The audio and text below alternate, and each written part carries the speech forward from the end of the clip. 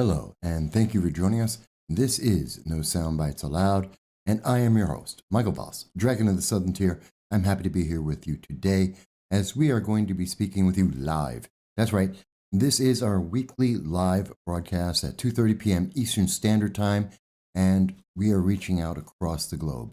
If this is the first time that you are joining us, we want to welcome you and thank you, and we hope that we will have a lively and interesting show for you. There's a lot to talk about right now. We just went through Thanksgiving. We just had Black Friday. The economic numbers are out, and it has an interesting impact on our nation.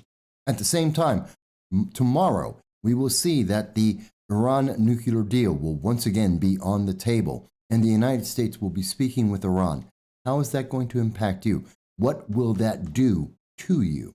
At the same time that we have that international intrigue going on, there is the Omnicron, the new virus that's running around. How is that going to impact you? What is that going to do to you? What is that going to cause to happen in your life and to the United States economy and to the rest of the world, as we see already happening, coming straight out of South Africa? There's a lot that's happening. Oh my God, so much.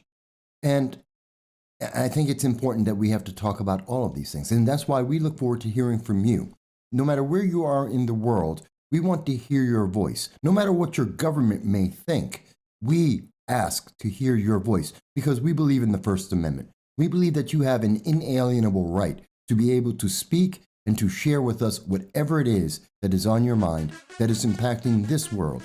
And we hope that you're going to join in this by sending us your tweets, your chats, and even your phone calls. That's right, you can call into 607-242-1582, and you will be able to speak with us live to share your thoughts on what's important on happening in the world today. And we're looking forward to that.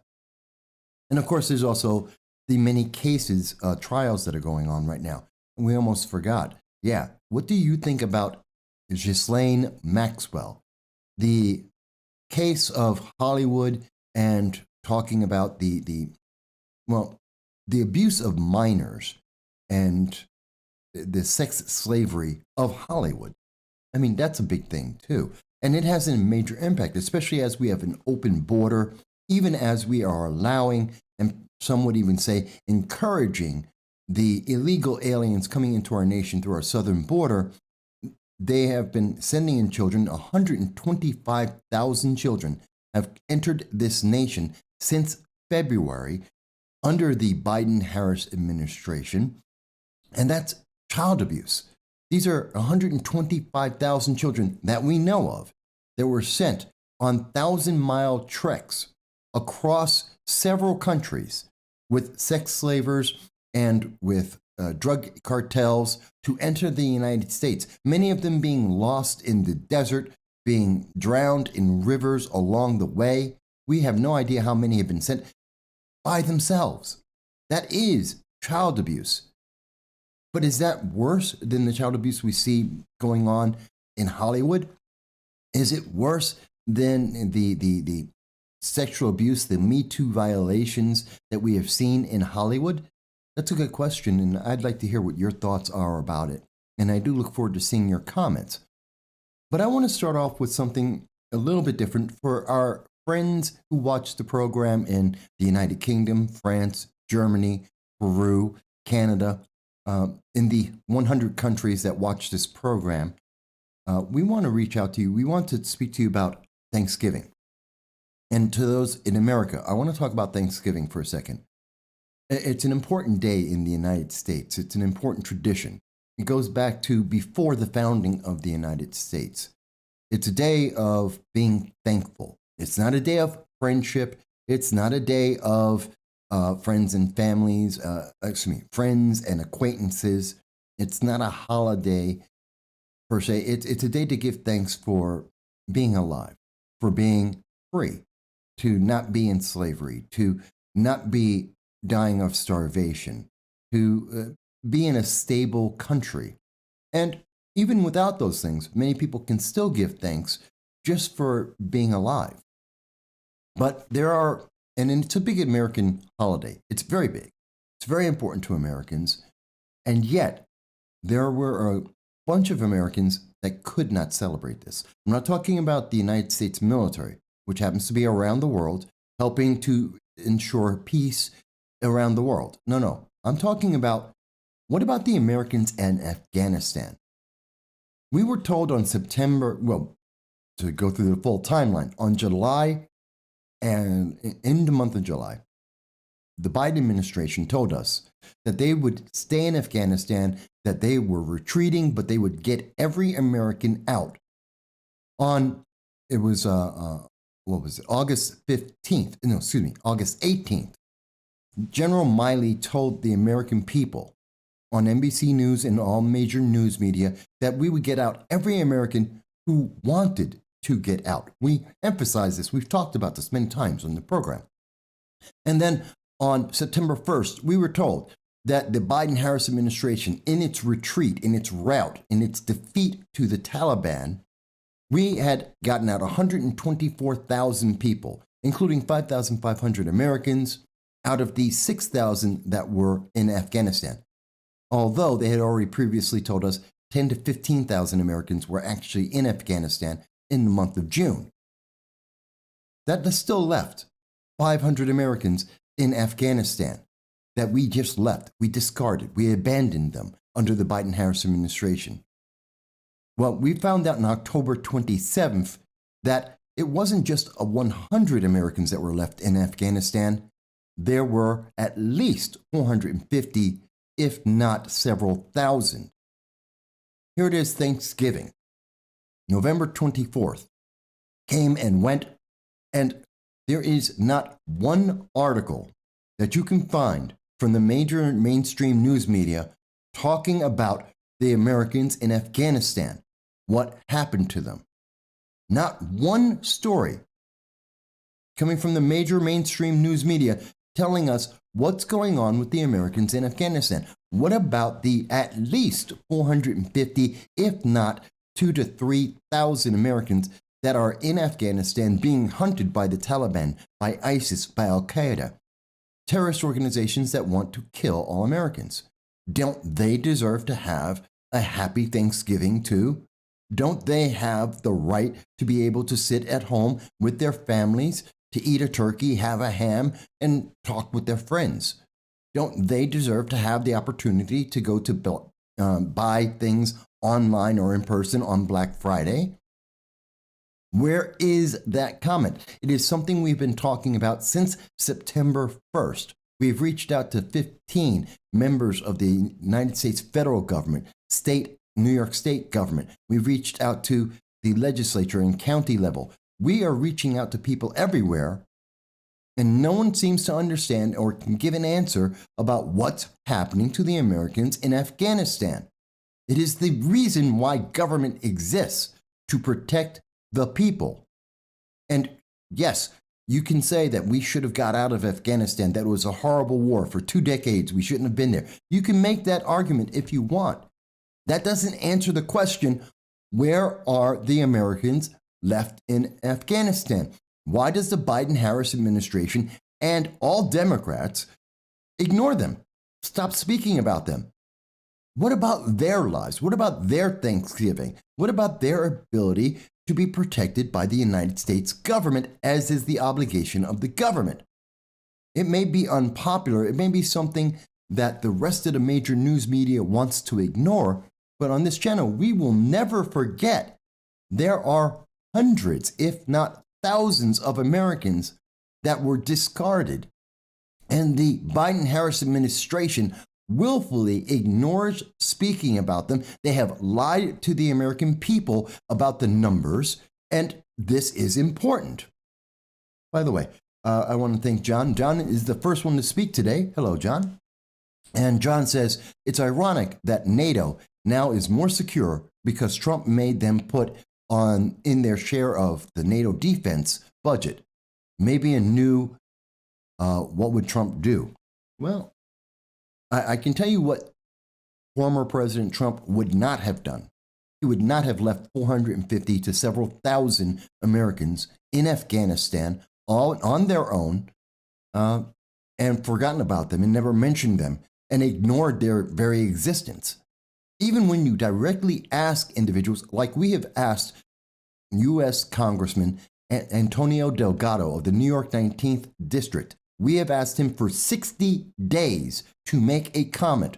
What is happening to the Americans in Afghanistan? What is he doing to get those Americans back? Some of them may be New York residents. They may be constituents of his. We don't know who they are. I can't answer that, nor can anyone. We don't know where they may live. They may be your neighbors. And his answer in 60 days, actually, now we're going on to about 75 days, has been silence. He will not speak about it. He will not talk about it. Nancy Pelosi, Chuck Schumer, Kirsten Gillibrand, Joe Biden, Kamala Harris, they have completely forgotten. This is the international policy of the United States. And this has an impact. It's more than just me being upset. It's more than just, oh, they have been forgotten. It has an impact on our international politics. It has an impact on the Iran nuclear deal and whether Iran will be able to get nuclear weapons. A nation that has, since the 1980s, been dedicated to the eradication of the United States, regardless of your political preference. They don't care if you happen to be a Democratic Socialist of America, especially like the Ithaca chapter that believes in violence. They want to eliminate you. They don't care if you believe in BLM. They will eliminate you. They don't care if you believe in Antifa. Iran wants America dead. They have said so consistently for 40 years, 4 decades, longer than most people have been on the internet. And they have been promising this, and they have been funding global terror to do that. And more importantly, we have seen that the Biden administration, previously under the Obama administration, has funded global terror. And we're about to do the same thing. And I have to say, and I'm going to get to your comments in 1 second, John, but I want to just finish this thought with, I want you to remember, if the Biden administration doesn't care about 450 to several thousand Americans that were abandoned in Afghanistan, if they are that callous and that cold and so willfully able to discard Americans in the masses, why do you believe they care about you? What makes you different? To Joe Biden, who doesn't know who you are, who doesn't know where you come from, he doesn't care about you. How are you any different than the unnamed thousands in Afghanistan since September 1st left there on their own? How is that going to be any different? Especially when he's talking with Iran about the nuclear deal. Let me get to John's comments. John mentions Teddy Roosevelt, quote, talk softly but carry a big stick. That is not the Iran nuclear deal that the United States entered into with the Obama administration. It is not the Biden-Harris approach to international politics, whether it be Afghanistan or North Korea, China, Russia. That's not their plan. John mentions they won't talk about it because they believe, and rightly so, the public having a short attention span will just forget about it. I think the American public did. Because there should be an outcry. There should be someone in the major news media, someone speaking about the thousands of Americans that are in Afghanistan that didn't get to have a Thanksgiving. They didn't get to say, thanks for the peace and joy and warmth and food that hundreds of millions of Americans did do. I mean, that's a bad thing. That's something that we should talk about because, again, it is the failure of the primary purpose of government, which is to protect the people when they cannot protect themselves. We cannot expect a couple hundred people being hunted by hundreds of thousands of terrorists who have been promising and dedicated to killing all Americans they can find. We can't expect them to be able to do this all by themselves. They want to come home. We have heard this. They have told members of Congress this. They have reached out. They have told us that in the news. And even though this news and information is delayed by weeks, if not months, And we have heard the Biden administration directly look into the national camera and lie to us and say, oh, it was only 85 people. We'll get them all out within a month. Here we are in November, and we are hundreds, if not thousands of people behind. It's insane to me. Jason mentions Biden can't talk, and I'm not sure if he can pick up a stick. Well, you know what, John, you're right. Biden has many, many issues. And I don't know what he can or can't do anymore.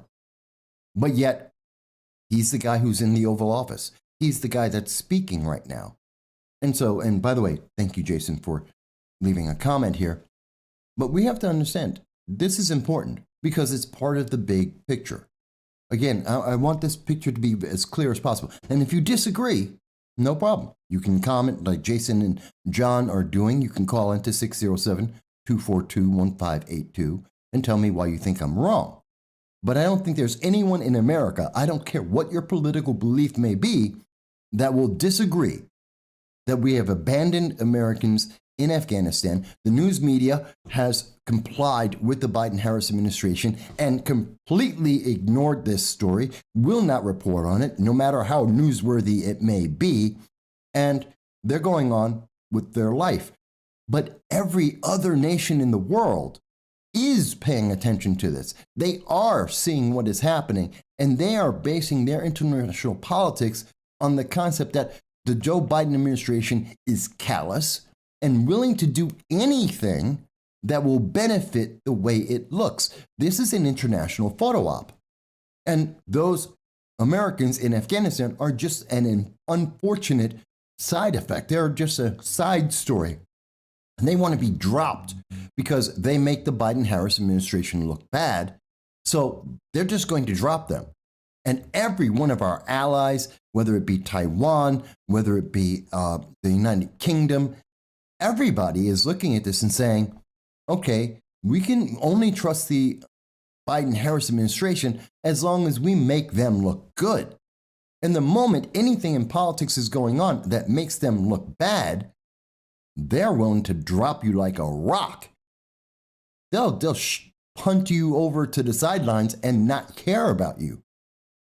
A lot of people aren't thinking about that. And imagine how every nation is going to do their deals with the United States, knowing that the Biden-Harris administration is willing to drop them like a hot potato anytime anything goes wrong that makes them look politically weaker. No matter whether it's a good deal or a bad deal, no matter whether it's in the best interest of the United States long term, they're willing to drop anyone and everyone in the world and endanger anyone in the world just so that they can get a good photo op. That's what I believe. Now, you may say, Mike, well, that's a very harsh way of looking at it, and I don't think you're right. That's fair. You're an American citizen. Thank God for the First Amendment and the fact that our Constitution emphasizes that. It believes in it. I know the social media, internet overlords, they don't believe in that. They don't want you to speak. Or many governments around don't want you to speak, but we do. So if you don't agree, I'm very happy to hear you explain to me how I am wrong about this, how the major news media have been talking to you about the Americans left in Afghanistan. Hell, tell me how the American news media is telling you what's happening with the refugees, the 52,000 Afghan refugees that are in the United States right now that have never been vetted, as far as we can tell, that we know nothing about, and that are being inserted into various states at some unknown date without knowing who's going to pay for it, into communities that aren't prepared. Yeah, tell me if I'm wrong. If you think I'm wrong about this, I want to hear it. John mentioned that 27 Chinese fighters were in Taiwanese airspace recently. Where's the media covering it? I did see the story. It is covered by the international news, and we know that since roughly October, China has been very vocal and very direct in saying, and we've covered it on this program before, saying that they are going to go into Taiwan and they're going to take it over. And they started making those statements after September 1st. Right after China watched the Biden administration run away from 70. Whoa, what happened to our screen? Oh, we said something mean. We said something about China, and therefore they decided to hit the account.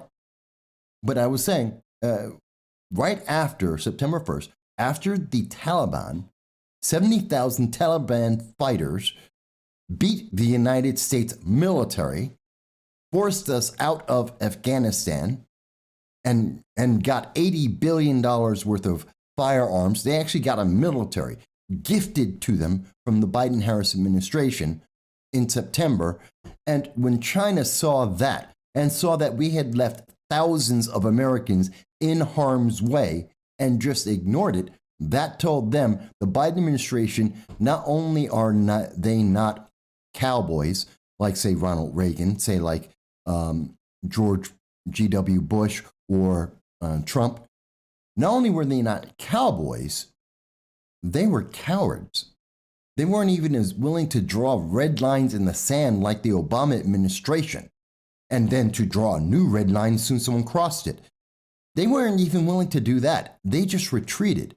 And in China, seeing that, and seeing that we were willing to abandon not only our allies of 2 decades, but also to abandon our own people, well, then why in the world would anyone think that the United States would stand up for Taiwan? And now we see China trying to go in there. And they've been becoming more and more aggressive. And like John mentioned, sending in flights warning that they are getting ready to try and take over Taiwan by force. And if they do that, the United States, by our treaties, has stated that we will go in and protect them. And if we don't, what does that say to Japan? What does that say to South Korea? What does that say to every one of our allies in the Southeast Pacific, let alone the rest of the world?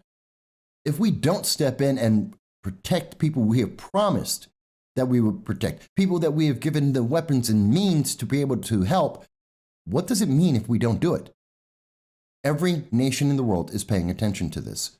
And this all comes from Afghanistan and several thousand Americans that just have disappeared off the face of the earth.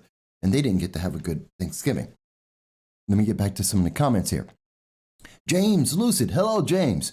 He says, we felt it was worth it for the photo op. And I'm sure that the Biden-Harris administration did, because they need every photo op they can get. What a year it's been. They have had no good photo ops, but they're trying. John Cordisco mentions that's the strategy. It's not an issue if they don't cover it. What is it the Joint Chiefs worried about? White rage. That's right. They're more worried about white rage, and that got more attention than we've seen about the fact that the Biden administration lied. It isn't a misstatement. It's not a misquote. It wasn't that they were mistaken. They lied. Hundreds, if not thousands of Americans, they lied to your face. Mike Bowie mentions that the Afghanistan withdrawal could not have been mishandled worse if it had been planned. I have to believe every misstep by Biden from the beginning has been by design. You might be wondering, says, perhaps we are trying to avoid one of the classic blunders. Never start a land war in Asia. Princess Bride, great film. I love that, what's his name, Shaw or Sean?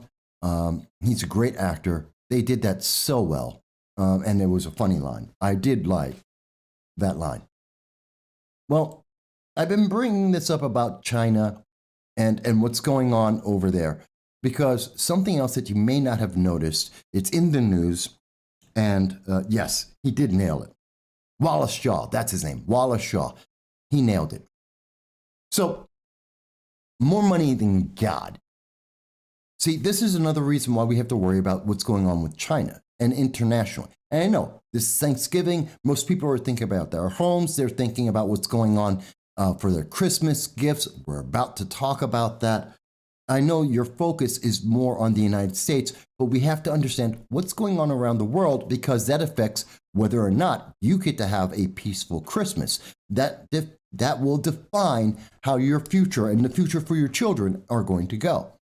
And we know that, it just came out November 28th, today at 6 a.m., more money than God, Chinese titan lavish Hunter Biden with a 3-carat gem and an offer of $30 million. This is maybe another reason why the United States is in such dire, I believe it's a dire situation when it comes to China. Why we won't speak about Taiwan. Why China believes that they can do whatever they want at this moment, and the United States government doesn't matter. China doesn't care if you're an environmentalist and you want to worry about greenhouse gases, and if you're one of those people who believe that climate change is the most important issue in the world, that it is the number one pressing issue. If you believe that Alexandria Ocasio-Cortez, when she said we had 12 years before the world would end, which she later came back out and said was her being sarcastic and it's not true, which wasn't covered as much as her saying the world's going to end in 12 years. Well, then also understand that there have been members of the news media that looked this over and they have decided for themselves, they have found that looking at the Hunter Biden laptop, which we know is real, and we know that it is authentic, it has been authenticated by the United States government, the Biden administration itself. And what we know is that there was a representative of the Communist Chinese Party that went around Europe. He bought a football team, a brewery, an airline, and he was named the special advisor to Czechoslovakia. And he decided to go to the Biden administration.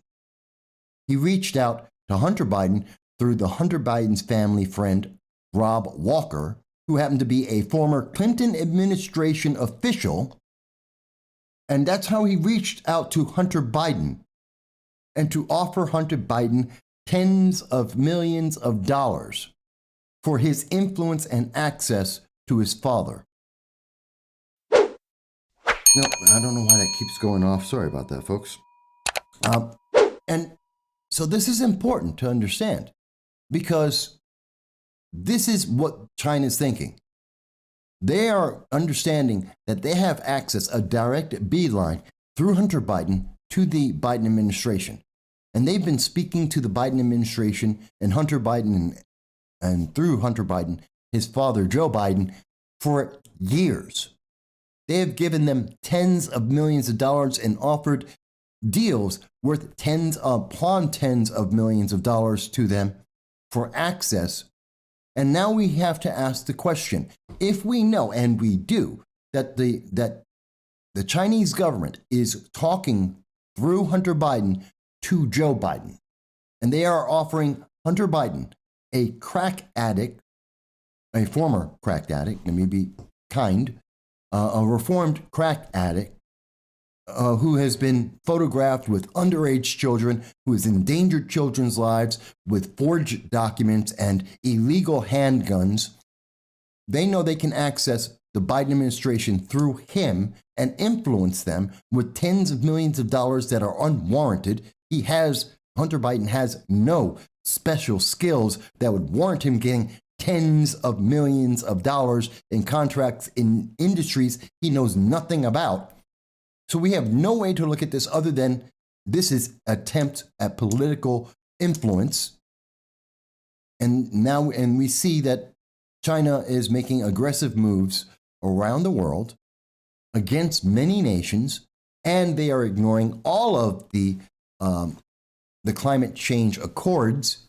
They don't care. They pollute. China alone creates more pollution every year than the United States can reduce. And the United States reduces more greenhouse gases, more climate change gases than, 6 times our nearest other nation? We are the global leader in reducing greenhouse gases. We are the global leader in climate change, more than any other nation in the world, more than Europe combined. The United States every year reduces the climate change gases. And China by itself creates more than the United States can reduce, and then more on top of that. And that's not including India as well, who are also leading the world in increasing greenhouse gases, but yet the United States is a bad guy. And we have people like Greta Thunberg and Alexandria Ocasio-Cortez and the Democratic Socialists of America, especially the Ithaca chapter, telling us that we aren't doing enough and the world's going to end because we, the United States, are not reducing greenhouse gases. Are you kidding me? Is anyone paying attention to the numbers out there? James Lucid mentions Fukushima meltdowns should be the pressing issue, just covered up and dismissed. I'm not sure. I remember the meltdown in Japan of a nuclear power plant, which was bad, but it has been mostly, at least the last time I was looking at that, James, looked like it was being mostly resolved. Yes, there's going to be a residual problem, but it wasn't a 3 Mile Island. It wasn't like the meltdown in Russia. I forget the name of that city. It was mostly contained, but it is an issue, no doubt. And you're right. I don't know more about what's going on with that, and I follow the news on a regular basis. Again, another story that could have an international impact, just covered up. John mentions, ironically, the wild card in all of this is Vietnam. Really? Vietnam? I'm not sure how you see that, John. On the international politics, Southeast Asia, Vietnam? I'm not sure. John mentions that Trump was making a trade deal as well as a military deal with Vietnam. I don't know. And John goes that I just don't, he says that Michael, I'm not getting it. And he's laughing. It's only a climate change threat when white Europeans are doing it. Oh, Ed, thank you for answering that to Chernobyl. That's exactly what I was thinking of. Thank you for that. Sometimes I know the event and I just miss it. So it was Chernobyl. So yeah, Fukushima, I don't know if it's on this. It's not on that level. It was a bad event. As far as I knew, the radiation levels have been contained. Yes, many people were injured. I know there was a global release of nuclear radiation, and there was some contamination of the oceans. But it's an interesting thing that the oceans, the planet, it heals itself better than we can do anything. And it has been fixing itself. But even with climate change, the climate changes every day. It has been changing before human beings existed. It will continue to change after human beings are gone. The planet has had 27 global heating up periods, and I believe 20 global cooling periods where the entire planet was a complete ice ball. So human beings have, it is the ultimate of arrogance of individuals like Alexandria Ocasio-Cortez, Greta Thunberg, the Democratic Socialists of America, and the Ithaca chapter in particular, the progressive leaders of tomorrow. It is these far left groups. They have this arrogance that think that, well, human beings can control everything. You know what's one of the biggest increases of greenhouse gases in the world? People breathing. People breathing in and out. There are, 7 billion people breathing in and out. Not back in the Middle Ages, there was only a couple 100 million people on the planet. We now, and that's only a couple centuries ago, now we have 7 billion people on the planet. And they breathe and they exhale carbon dioxide. And you got to tell me that people breathing, remember they used to complain about the cows. What about people breathing? You want to try and change climate change? And that's the number, that 7 billion is growing. Over 1 billion people in China alone. Nearly 1 billion people in India alone. That's almost 2 billion people. Actually, it's over 2 billion people just in those two nations alone of people breathing, exhaling greenhouse gases. And you want to tell me that you want to lower the greenhouse gases, the carbon dioxide in the world? Do you mean you want to get rid of a couple billion people? Because without doing that, there's going to be more people, and there's going to be more food, and there's going to be more equipment to farm, which means there's going to be more gases overall, even if you try and use wind and solar. That's a problem.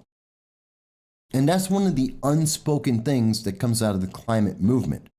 Are they willing to Are they willing, and does their strategy not mean that we have to have a massive death toll in the world, that billions of people have to die for them to hit the targets? Because everything else they're talking about won't do it. Nothing else they're talking about. All of the other things they hope and pray could possibly change the climate, which they have no idea about, and every model they've put together has failed. It ultimately means the only way to assuredly drop the global level of greenhouse gases is to lose a couple billion people. That would reduce power usage, that would reduce people breathing, it would reduce the need for food, it would drop the greenhouse gases. It's the only way.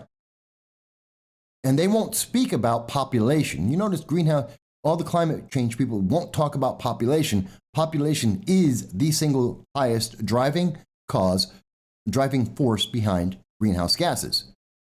Are they willing to do that? I would love to hear them on the record make a statement about that, because I've heard many of these environmentalists off the record, just regular people who are involved in politics, and they've said yes, they would have a global reduction in population.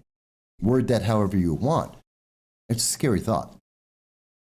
Mike Bowie says, maybe we should call the internet overlords the Chinese overlords, referring to a moment ago where our screens were frozen completely as we were talking about China.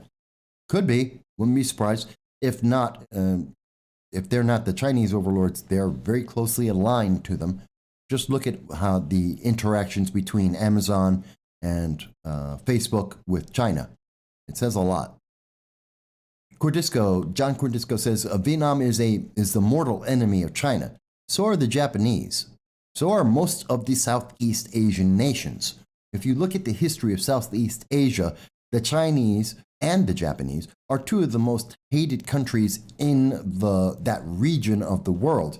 They constantly, you think the European bickering and battles were crazy over the years. Look at what happened with China, both within its own country and how the 7 different provinces, how they interacted with that entire region. It's a horror show. None of them liked each other very much historically. Ed mentions China doesn't limit anything. They shut down their coal-fired plants so it wouldn't show during the Summer Olympics. They will do the same thing in a couple of months for the Winter Olympics. I don't trust China for anything. And they build coal-powered power plants on a regular basis. They just keep building new ones. They have entire cities that are empty, and yet coal plants are running all day and night. It should scare people.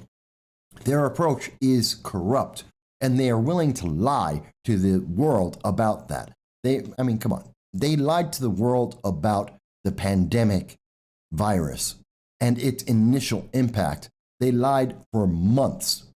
Whether they created it or not is a different question.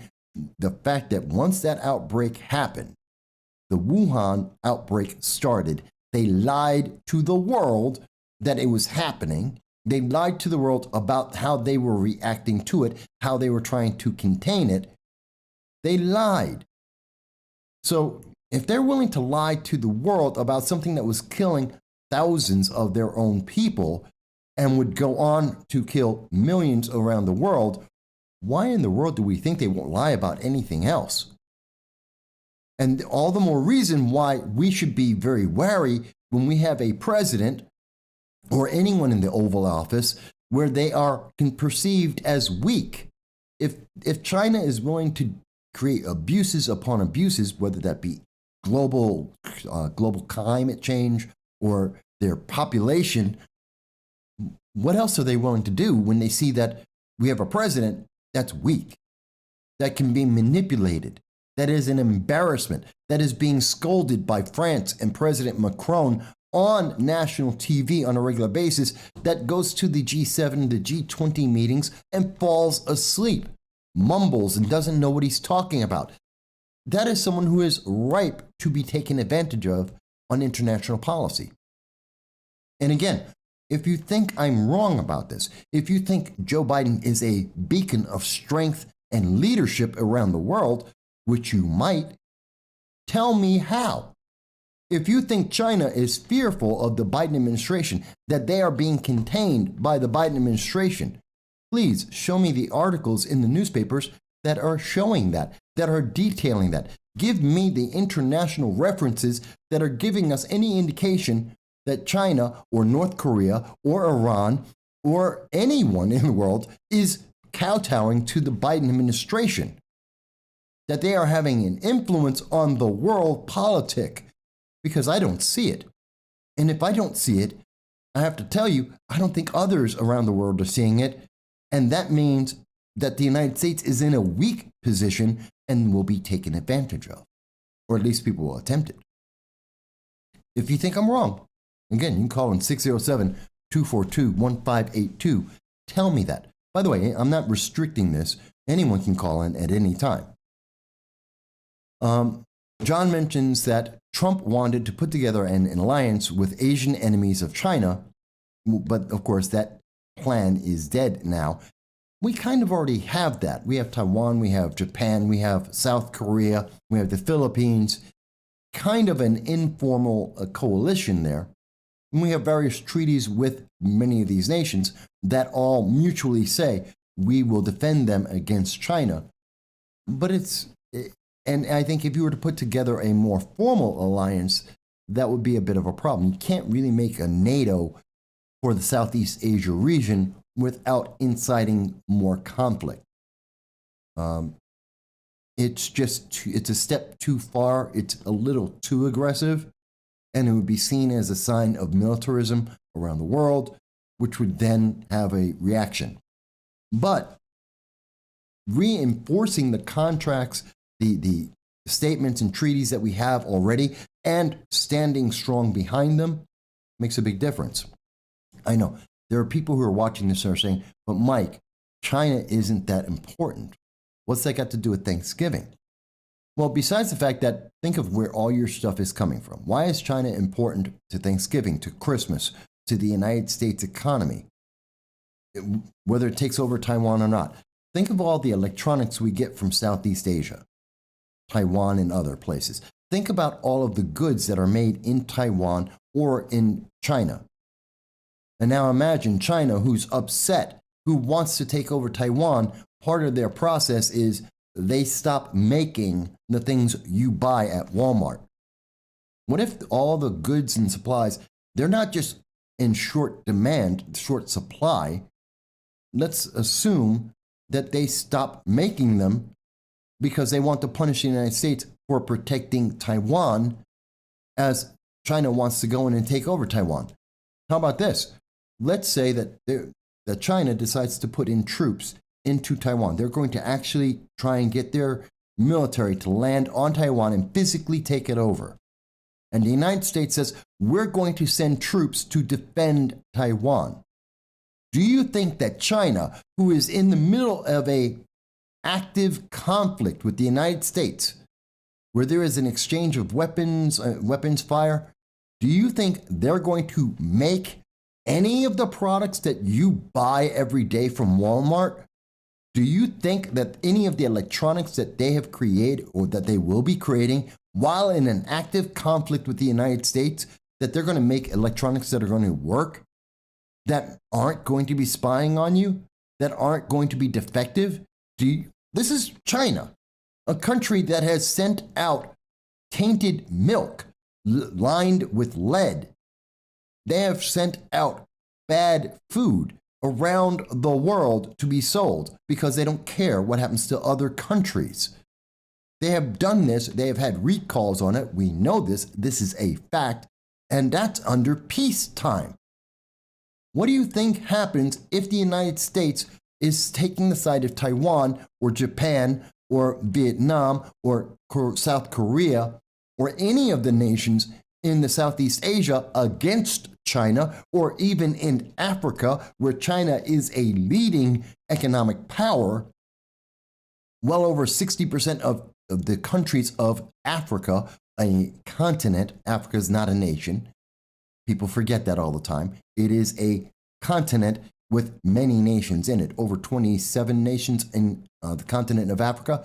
And China has business deals with 60% of them. And if the United States interferes with those deals, what do you think they will do to the products you buy every day because they're cheap? It's an interesting question that people should be asking. And if you're not prepared to live without these Chinese goods because they're cheap, what happens when China decides to turn that spigot off and say, no, we're going to punish the United States? You know, and by the way, let's not forget, they'll know about what's happening, that the United States is going to make an aggressive move before you and I will, before probably Joe Biden will. Because General Milley will call, as he has done in the past. We have every reason to believe that he's going to get on a phone call on a hotline and call the Chinese government, the communist Chinese government, and tell them beforehand, ahead of time, saying, hey, we're about to attack China and the Chinese elements on Taiwan. We're going to attack Chinese interests in Africa. The United States is going to attack. Telling China ahead of time, endangering American soldiers' lives and endangering the plans of the United States. And you may say to me, well, Mike, why in the world would a Joint Chiefs General ever do something like that? Because General Milley has done it twice before. He has directly called up the Chinese government under the Trump administration and told them what America is doing, giving aid and assistance to our enemies against the Constitution, against his sworn oath. So why in the world would I think he wouldn't do it again? Let me get back to some of the comments here. I know no one's thinking about these things the way I think about them sometimes, but maybe we should, just a little bit. Ed mentions that China doesn't limit anything. They shut down their coal-fired. Okay, I read that. James Lucid says, and they gave the United States Big Pharma the blueprints that the vaccine is derived from. Yes, so China gave us the blueprints for the pandemic mandate vaccines, and that's a real interesting question as well about its effectiveness. John Cordisco says that Joe Biden is Uncle Joe from Petticoat Junction, showing my age. Yes, you are. Because I can guarantee you, John, most people don't know what Petticoat Junction was. It was a TV show, folks, from back in the 60s. It was at the same time as Green Acres, another TV show, similar style. Very, very old.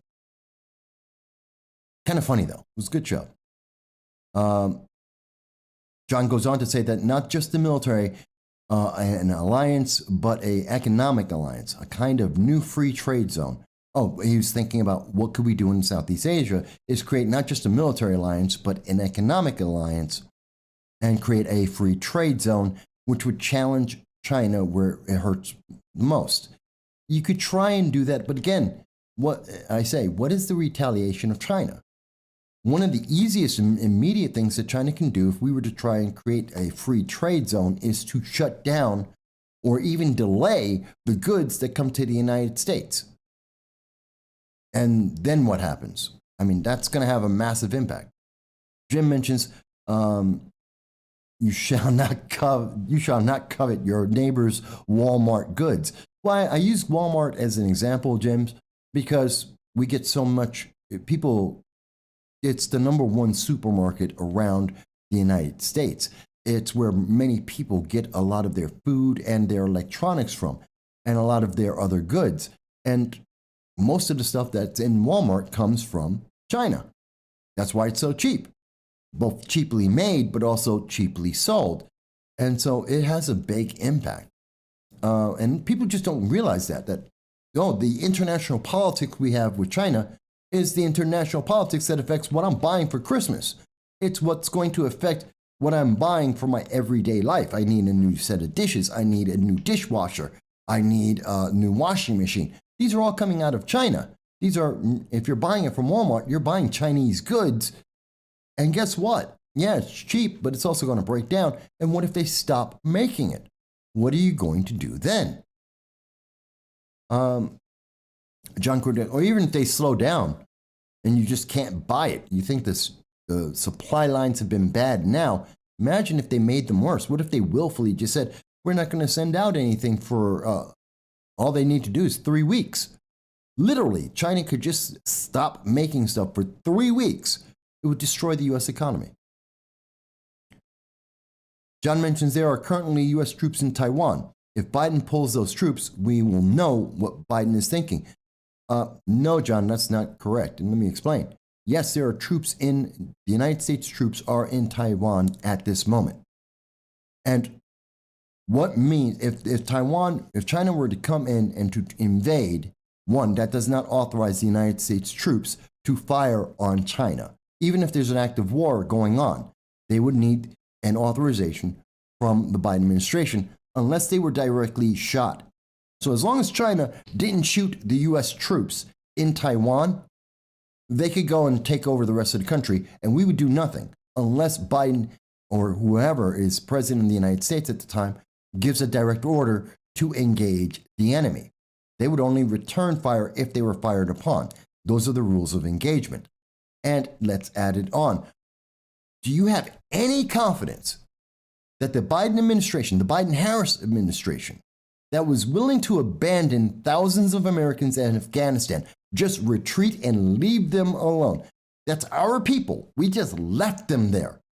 You mean to tell me that even though we have troops in Taiwan, that the Biden administration wouldn't just pick them up and say, hey, there's active fighting going on. Just leave. Get on a C-130 and walk on out.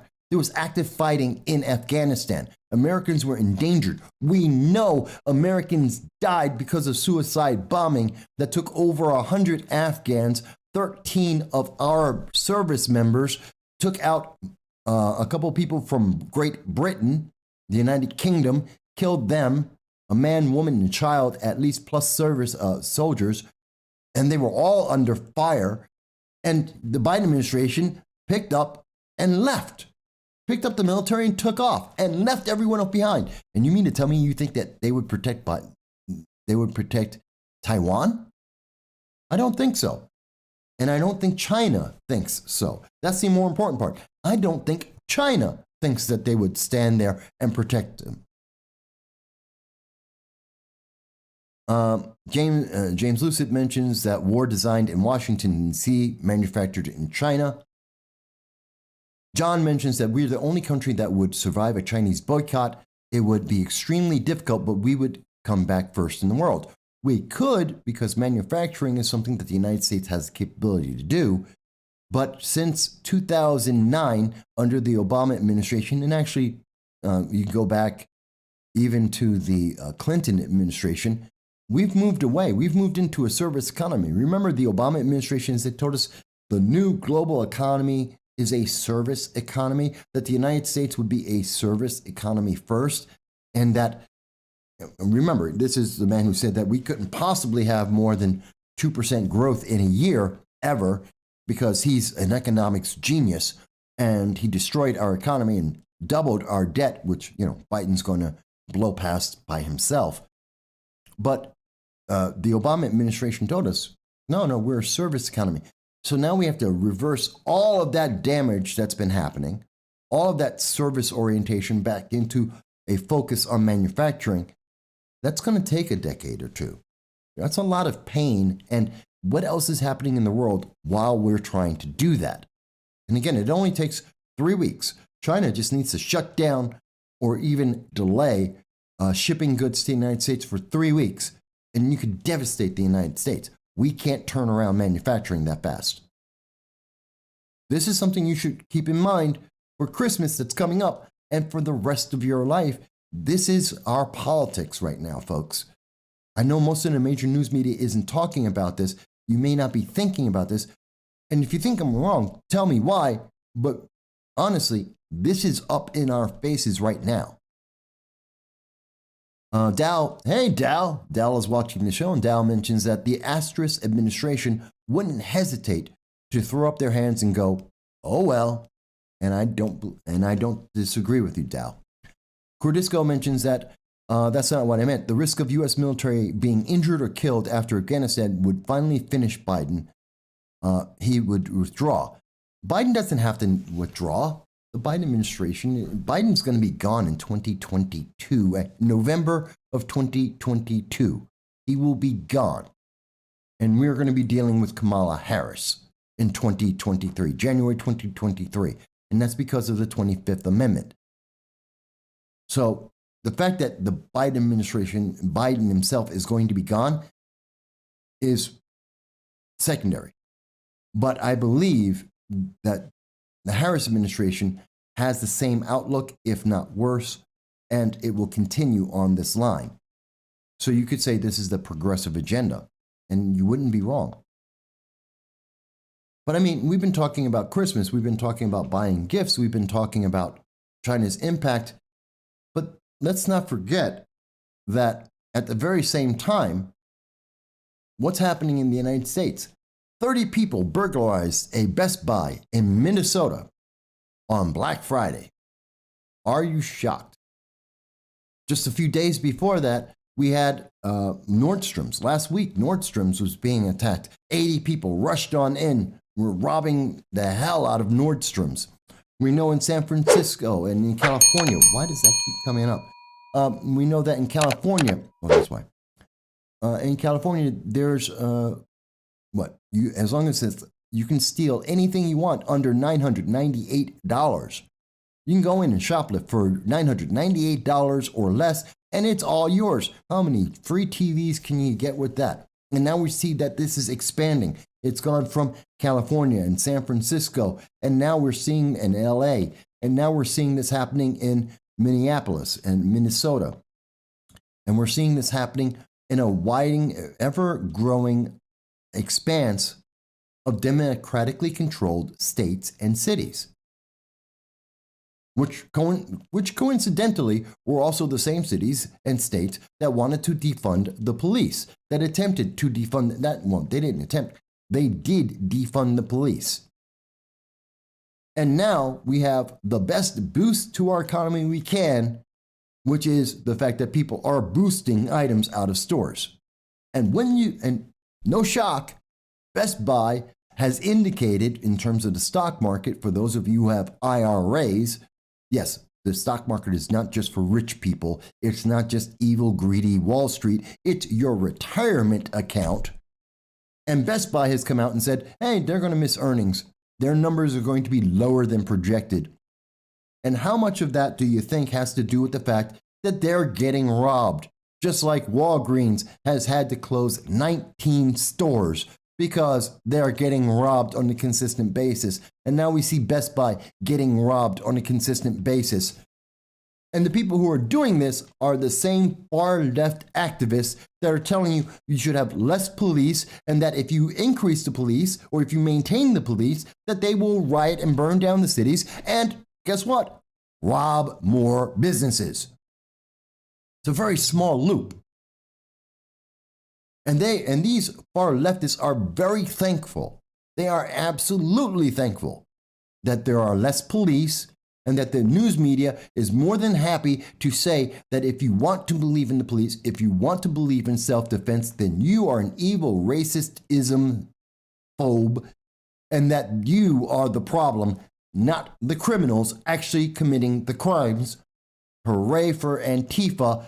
Let them go out and rob and steal everything that they want. If you think I'm wrong, tell me. If you think I'm wrong, let me know. But this is what we are seeing here. And I believe it's absolutely an indication of what's going forward.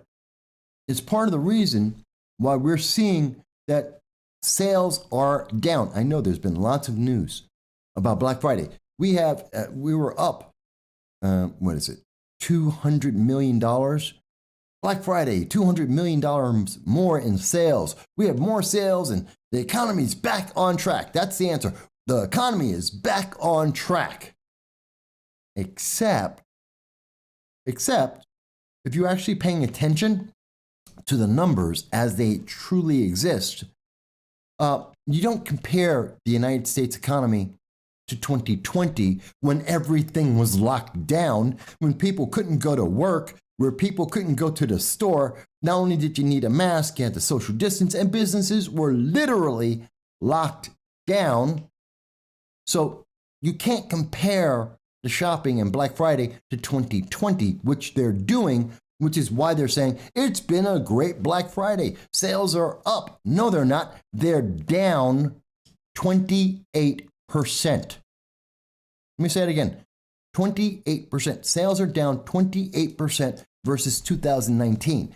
That's the real American economy. That's the real status of the United States. Before there was a pandemic, before there were lockdowns, before there were mask mandates and the jab, the pandemic mandated vaccinations, the economy was real in 2019. And if we're comparing the United States economy today to 2019, we're in trouble. The economy is down. People are not buying goods as much. Besides the fact that we have a supply shortage, which is another factor that you're not being told about when they say Black Friday. Remember back in, in August? In August and in October, we were told over and over again, buy your Christmas items early. Buy things now. Buy. Go out and buy because there's a supply chain shortage. We can't guarantee that things are going to get to you. We still, to this moment, have how many shipping containers and ships off the coasts of many of our ports with goods that aren't going across land. And even if they could, in California, many drivers can't get into California to pick up the containers to bring them to you in Michigan or in Pennsylvania or in Ohio because California won't let the drivers in because of the vaccine mandate. Yes, yet another consequence of that mandate, that pandemic mandate, is that drivers aren't allowed into certain states and into certain cities, which means they can't drop off the goods you want to buy for Christmas that you might have already bought. And therefore, our sales are down.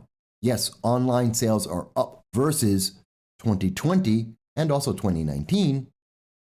But guess what? That's still down. We don't predominantly buy things on Black Friday and the holiday Christmas season. We don't normally buy things by going out and getting it online. We buy them in person. So if we're seeing that these sales numbers, and this is the biggest buying day, buying weekend, and we already see the numbers are down 28%, that tells you that things are in bad shape. Our economy is in bad shape. Think about it. We have all the money you got from the government, you already gave back this year. All of those free checks, that free money you got, 6.2% inflation. You've already paid that back. The government has already taken that away from you because the inflation rate is 6.2%, and the inflation what you have spent because of inflation has been more than all the checks that have been sent out to you. So you're actually losing money. Even if you include the free money from the Biden administration and all the money from the Trump administration, all that free money, it's already been spent. It's already gone because of inflation. And then you want to add in shortages in our supply lines. You want to add in the fact that we have not just fewer goods that can be bought, but fewer people buying them. What does that mean for our economy going forward? And at the same time, we keep printing trillions of dollars, which is devaluing your money. Your money is worth less today than it was in January. Your money is worth less today than it was in January by about 5 cents on the dollar, roughly. And we're still printing money. You can buy less. And the poorer you are, the worse this is, because the cost of everything is going up. Have we reached the Weimar levels where you need a wheelbarrow to go and buy bread? No. Are we at the Banana Republic era, levels of printing money like in the 1980s for South America? No. Are we getting close to it? Oh, yes, we are. Oh, yes, we are. And think of what that's going to do to your life. I know, but greenhouse gas is climate change. That's the most important thing. That's the most important thing. Doesn't matter about the economy. Doesn't matter how much money it takes to buy a loaf of bread. Doesn't matter how much it costs to buy milk. Don't worry about that. That's not important. The climate is the most important thing. Doesn't matter if China is getting more and more power over the American people and being able to shut down our economy day by day. That's not important. It doesn't matter about our infrastructure and being able to get goods from a port to your store. That's not as important as climate change. It is the number one issue in the world, hands down, because the world is going to die in a global fireball or a global ice ball or global hurricanes or some other international global devastation, according to Greta Thunberg and Alexandria Ocasio-Cortez, these brilliant non-scientists who know nothing about science, nothing about climate change, and you can read as much as they can and not come to the same decision. That's the number one issue that we have to face in the world right now, not anything else I've just talked about. Isn't that depressing? Isn't that amazing that they are able to say this? I myself believe that when we see, and again, going to the international news to see this, the Daily Mail, 28% of sales drop. 28%. We're down 28%, and we see that online shopping 10% up. We're still down. We're losing money here. This is incredible to me. I find it to be amazing. Let me see. And we just passed a multi-trillion-dollar infrastructure bill that spends $100 billion on fixing roads and bridges, but $400 billion on preschool education, which is great. It's really good to spend money on education. I have no problem with that. Except the numbers are skewed. We're spending $400 billion on preschool, but we're spending $100 billion on the roads and the bridges and the fiber to be able to allow you to drive your kid to school, to put the kid on a bus to go to school, for the teachers to get to school, to actually teach the kids, or even if you want to do it online, because of the infrastructure, you don't have the cables to connect to your house so that you can have the internet on in your home, because all of that is breaking down, because we're spending $100 billion on all of the infrastructure and $400 billion on preschool. It doesn't make sense. Those numbers don't make any sense. But, that's just doing math. I don't know. Maybe I'm completely wrong there, because I know. The answer is climate change. That's the answer. Climate change. Mike, why are you worried about that? Climate change. Okay, whatever. Dow mentions that I work in a warehouse distribution for one of these big box stores.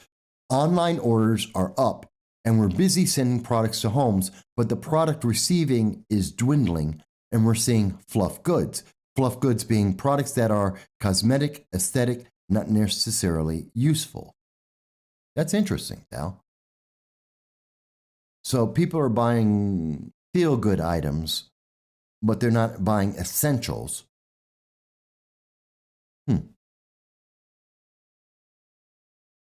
James mentions that promotional products have been hard to come by. I've been getting a lot of ads, but there's been large delays. Again, the supply line has been delayed because of climate change, of course. It's climate change. It has nothing to do with the economy, has nothing to do with inflation, has nothing to do with China using its geopolitics to influence the United States and punish us for not agreeing with them in everything that they want to do. It has nothing to do with any of that. It's all just climate change. Okay. Dow mentions that you want a Google Nest or an Alexa, cloud-based security products, solutions, and cameras. Lots of backstock for that. Well, Well, first of all, I don't trust Alexa and Google Nest, all those cloud-based security products. The internet overlords use that stuff to spy on you. They use your cell phone. I have actually put out a video, we covered it on this show a couple of years ago, where Facebook, if you don't have the correct permissions disabled, they have the right to go into your phone, any phone that you downloaded on, any of computer that you downloaded on. They have the right to go in, turn on your cameras and your microphone and listen to you. It is in the guidelines of Facebook and I believe the other internet overlords as well. And they can turn on your devices at will and listen to you. Check out the guidelines. Read the guidelines. They have that right, and they do. And I've caught them doing it before on my cell phone. So, and again, you have to look at some of the international services to see what's going on with Black Friday. Because again, you have to go to Reuters. U.S. Black Friday shoppers tapered online splurge as some return to stores. So we're seeing this mix of information.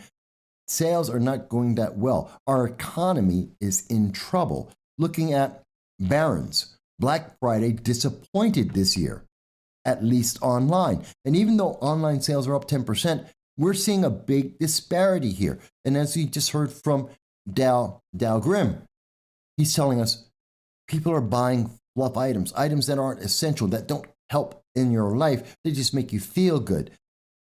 We're seeing a problem. That is an intrinsic problem in the United States economy. And if there is an intrinsic problem in the United States economy, and we're not funding our infrastructure, and we're not building our manufacturing, these are all true statements, then you have to wonder if there isn't a fundamental problem, because down the road, short term, okay, it just looks weird.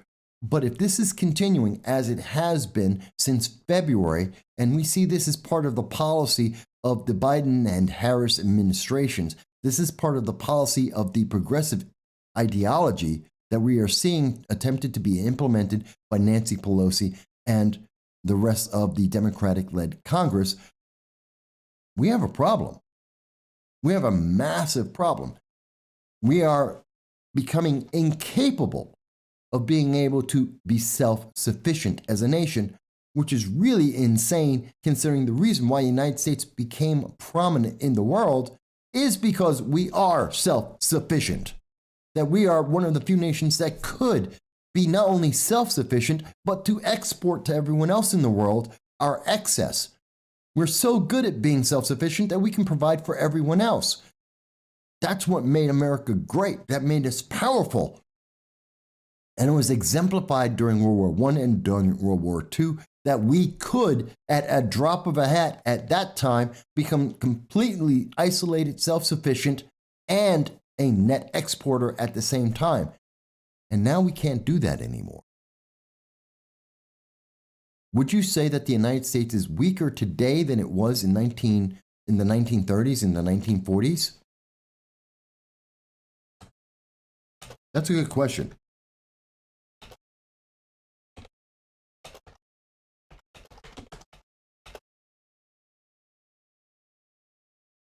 Hang on a second, folks. I'm typing that out as a question.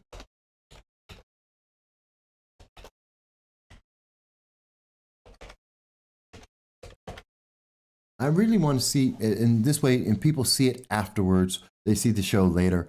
Maybe they'll see the comment. I would love to hear what people have to say about that. And the IRS is, of course, getting to be, and remember, we have 80,000. That's right. Thank you for reminding me, James.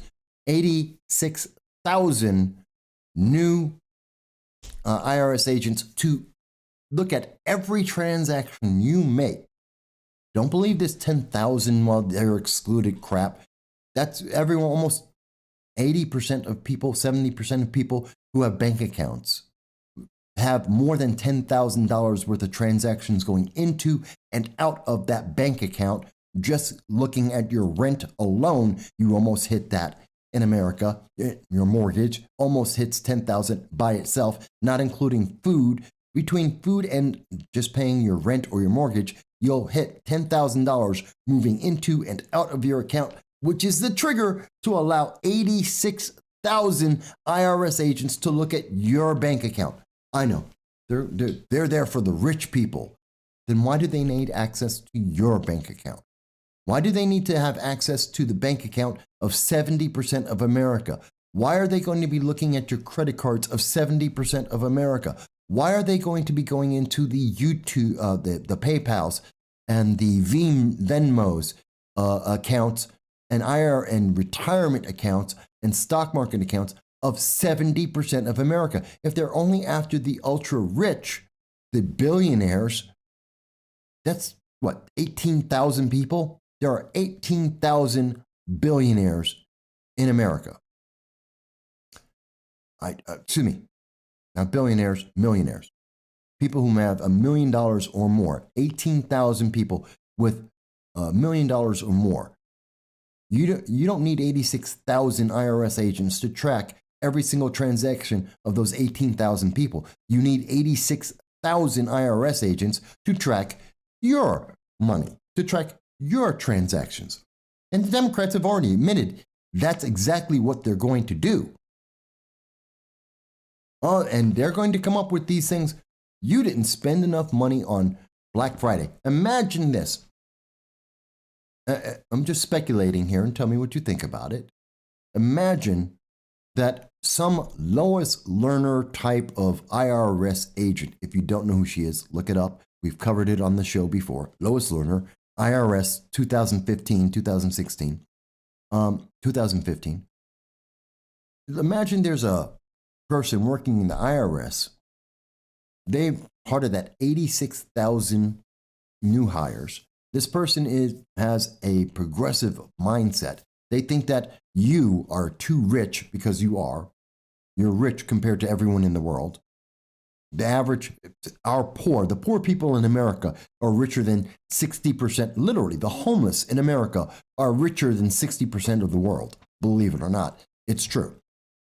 You can be dirt poor in America and you're richer than 60% of the rest of the world, let alone actually having a job, actually having an income. So you're rich. And this progressive sees this, and they see that you didn't buy on Black Friday, you didn't go out and buy from Black-owned businesses, from minority-owned businesses. You didn't go out and buy things that were good for the climate change. You didn't buy solar panels, and you didn't downsize your energy requirements. You were just a bad person according to the progressive ideology. Do you think that person's going to be more likely or less likely to try and put an audit on you and to punish you?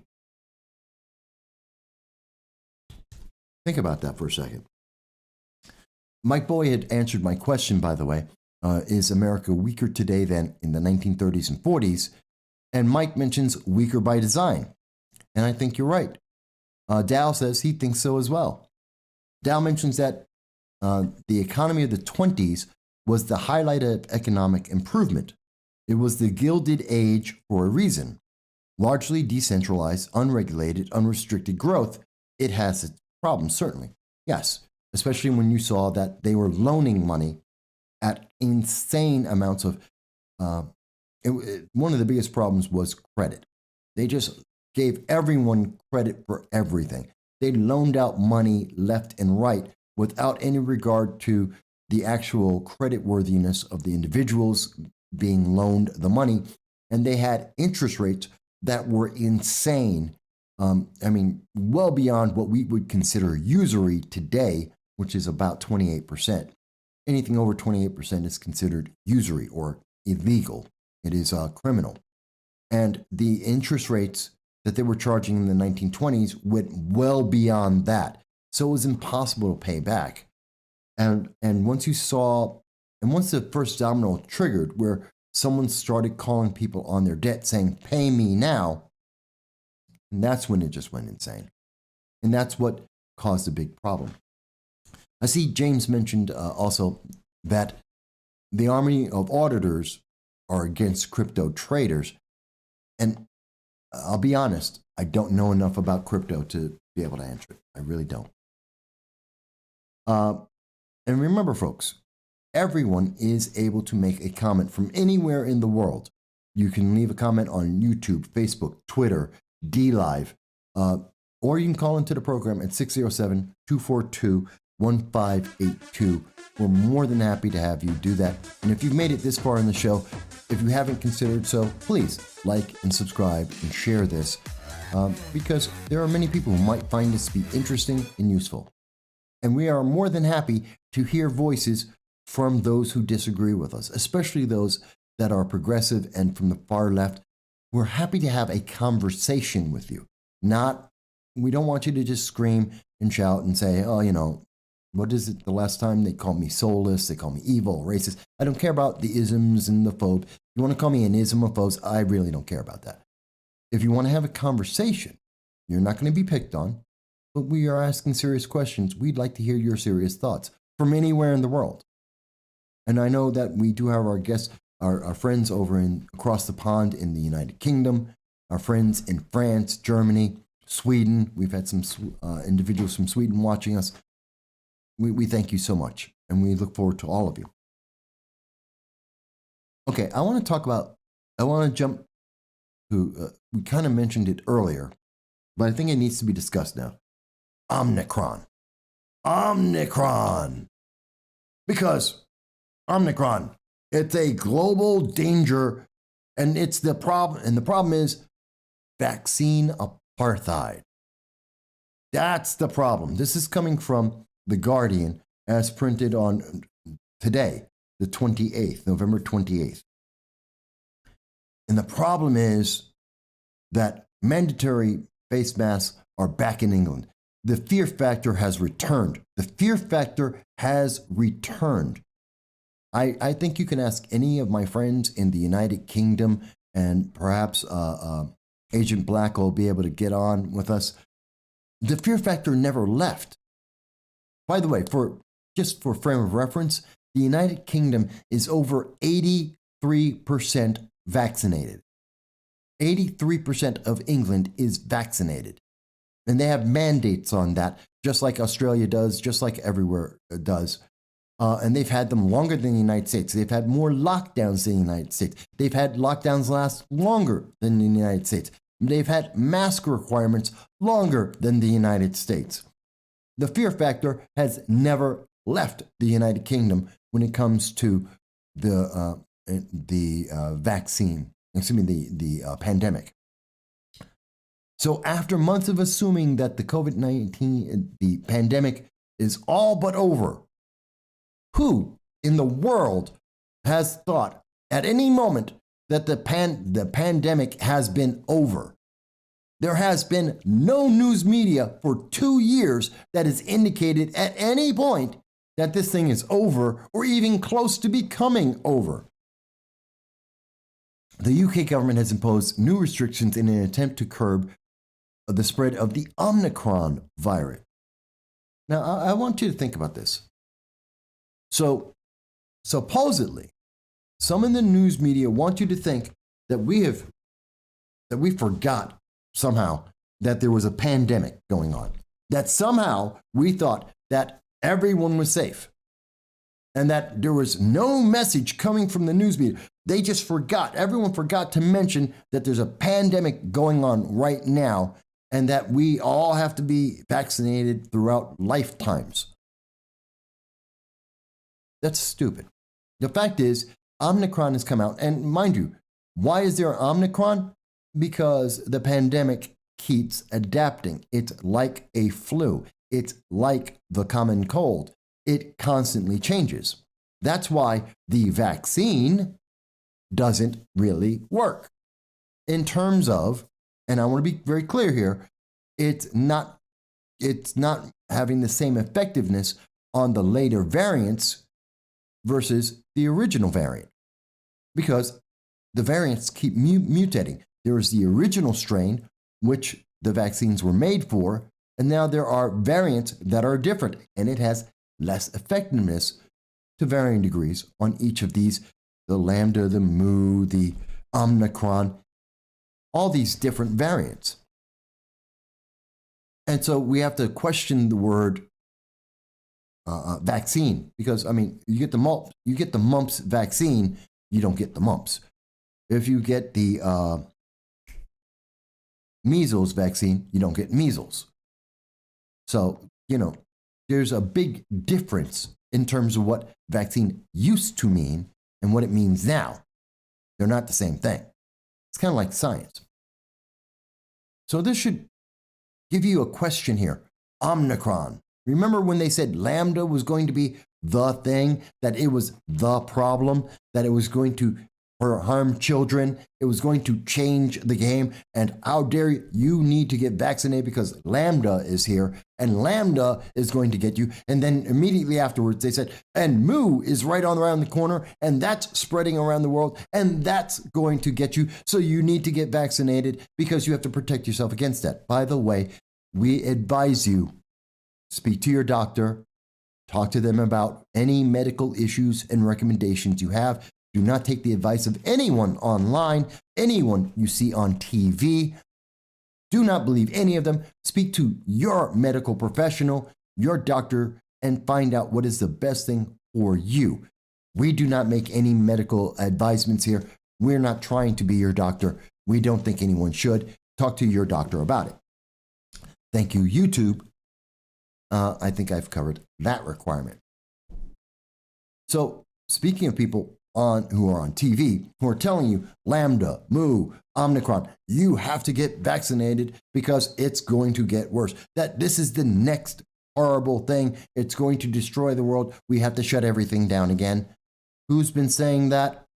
Our good friend, Dr. Fauci, as reported, and this is from Face the Nation itself, major mainstream media. Links will be in this after the end of the show, and I want you to see this. This is what he has to say.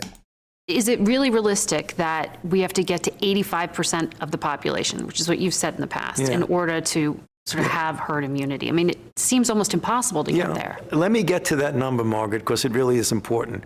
We have to be very humble about it. We don't know what that number is. And the reason is the number is a moving target. Because if you get someone who's vaccinated and he wanes down and gets below a certain level, I don't know whether you can count that as a full protected person, which is the reason why it's a combination not only of getting the total population vaccinated as a primary, but also getting people boosted. And that's what I mean by a moving target. So what you're describing is never really having control necessarily of COVID, but learning to, get boosted every 6 to 8 months? Great question. And that's what we don't know. The important part when you're dealing with a unique, never before experienced outbreak of a new virus, that sometimes you can extrapolate what you know about other viruses because there's some commonalities. But sometimes you have to realize that this may be very unique. Right now. Okay, so I want you to understand. Let's have a conversation about this. First of all, we've been 2 years into this. It's not unique anymore. It is not new. We've been dealing with this for 2 years. So unique is out the window. We know what we're dealing with. We've created a medication for it. We have the pandemic vaccines. So it's not new. We know what we're dealing with to some extent. There are variants, of course. So that's not true. And, there's the number. Remember back in the summer, back last year even, we were told, well, herd immunity is 70%. And then it became 75%. And now he's talking about 80 to 85%. Why is this number changing? Why is herd immunity, we can't hit herd immunity until 100%, because that's the way the numbers seem to be going. Not only must you be vaccinated, you must be boosted as well. Why do these numbers keep changing? Israel has over 80% vaccination and has boosters. England has over 80% of vaccinations and has boosters.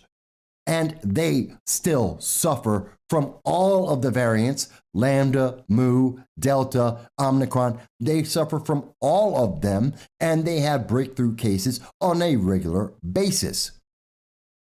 Because you can't stop this. It's always going to exist. there will be a double alpha, a double delta, a double Omnicron variant over the years. There will always be a variant. There is variants of COVID-5. There are variants of COVID-2. There is SARS. Remember that? It exists. Ebola still exists. These things don't go away. The measles, mumps, they still exist. Rubella, that still exists. The whooping cough still exists. You don't get rid of these things. They never go away. Now, if we had actual vaccinations, you wouldn't be worried about that. But we do not. And I want you to hear that. So imagine, it's been very clear. So you will never stop this. Meanwhile, we have The Guardian telling us everyone thought it's all over. When did you ever hear this being all over? As they continue to, we just fired 33,000 doctors and nurses alone in the United States. We are threatening to fire tens of thousands. What is it? 6,000 policemen in New York alone, in New York City alone. A place where when you got rid of 600 police officers, police detectives, and that caused an increase of crime by 30% in New York City alone. And now they're going to get rid of 4,000. We lost 33,000 doctors. Every single healthcare unit in New York State has been affected. Everyone has been affected. We have had longer wait times. We have had less procedures. More surgeries have been delayed or just ended. We have people with cancer who are being affected by this. We have people from all kinds of walks of life that are being affected. And you're telling me that we forgot, that we thought this was all over? That no one's worried about it anymore.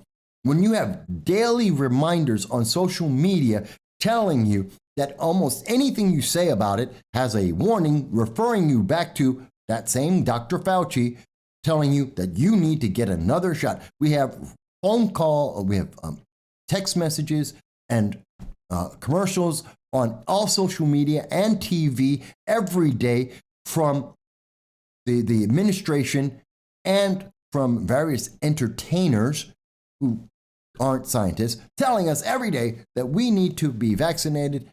And they're telling us we forgot about this. And that, don't worry, as long as you get the next booster, you're going to be okay for the next variant as another variant comes out. We were just told that as long as you got the Lambda, you got the variant, you got the booster, you'll be okay for the Lambda variant. And now there's Omnicron coming out of countries that either have gotten the vaccinations or many of them don't.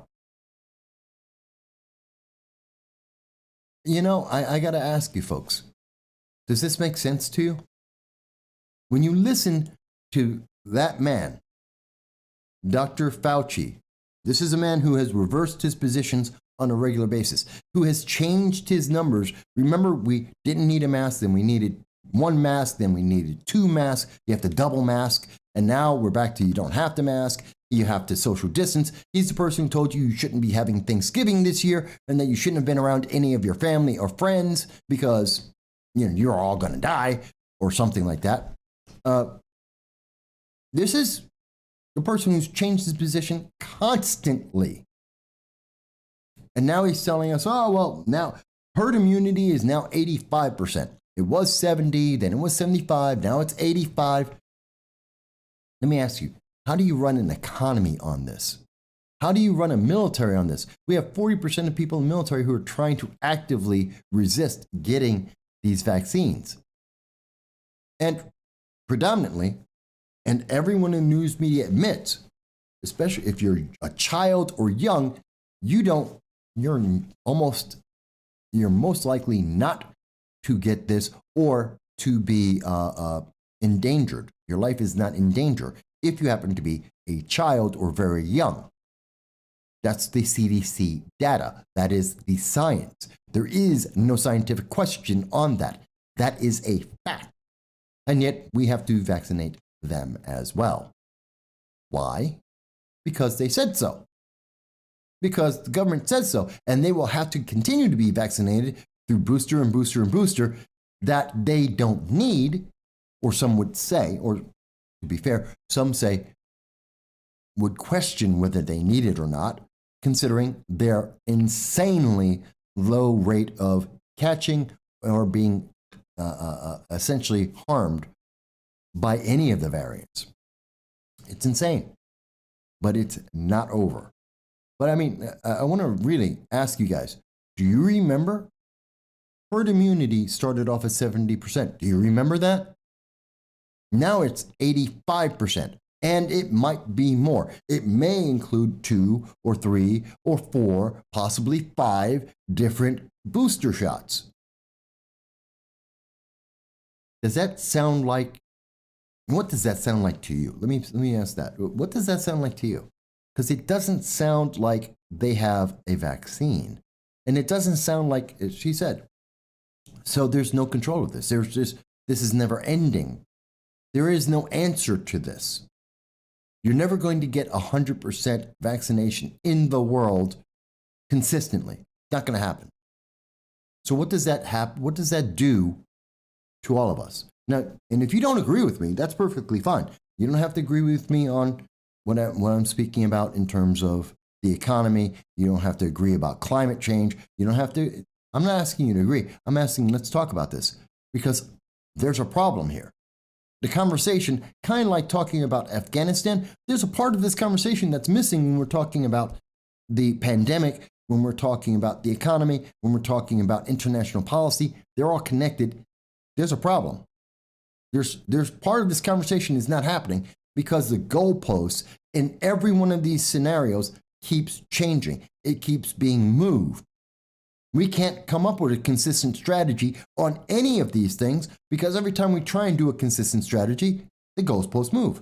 Let me go back to some of the comments here.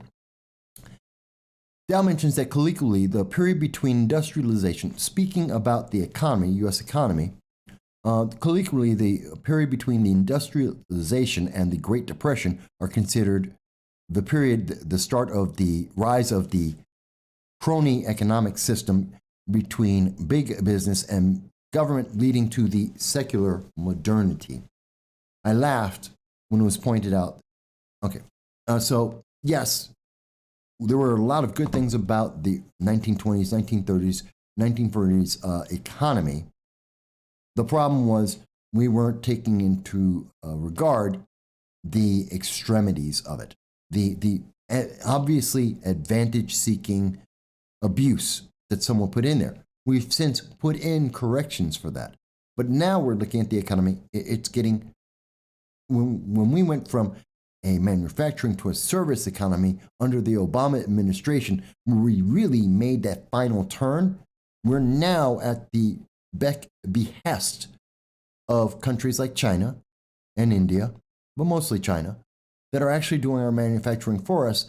And you got to ask the question, China, being a communist nation, being a nation that is directly opposed with the United States, what happens when they get aggressive?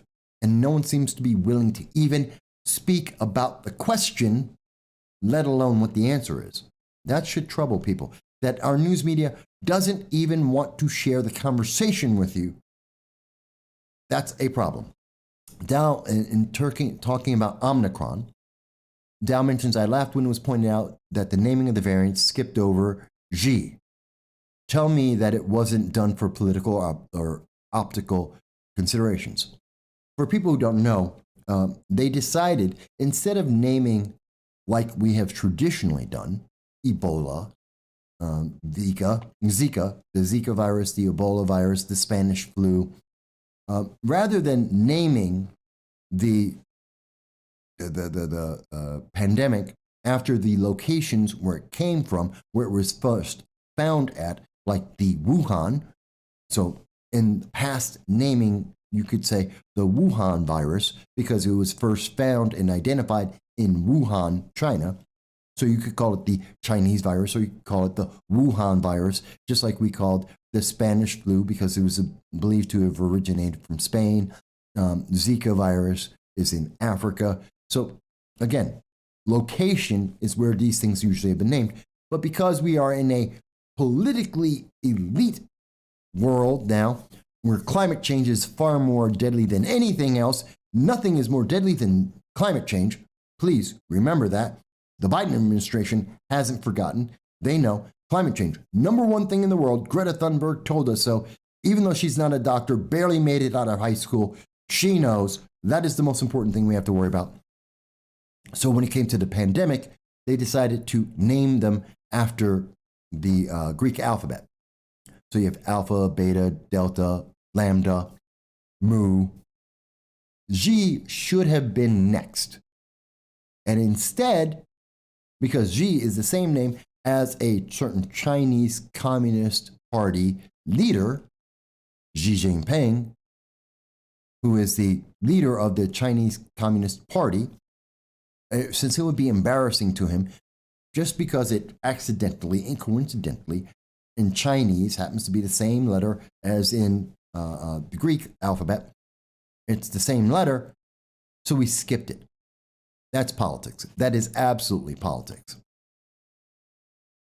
And now we're in Omnicron. Omnicron!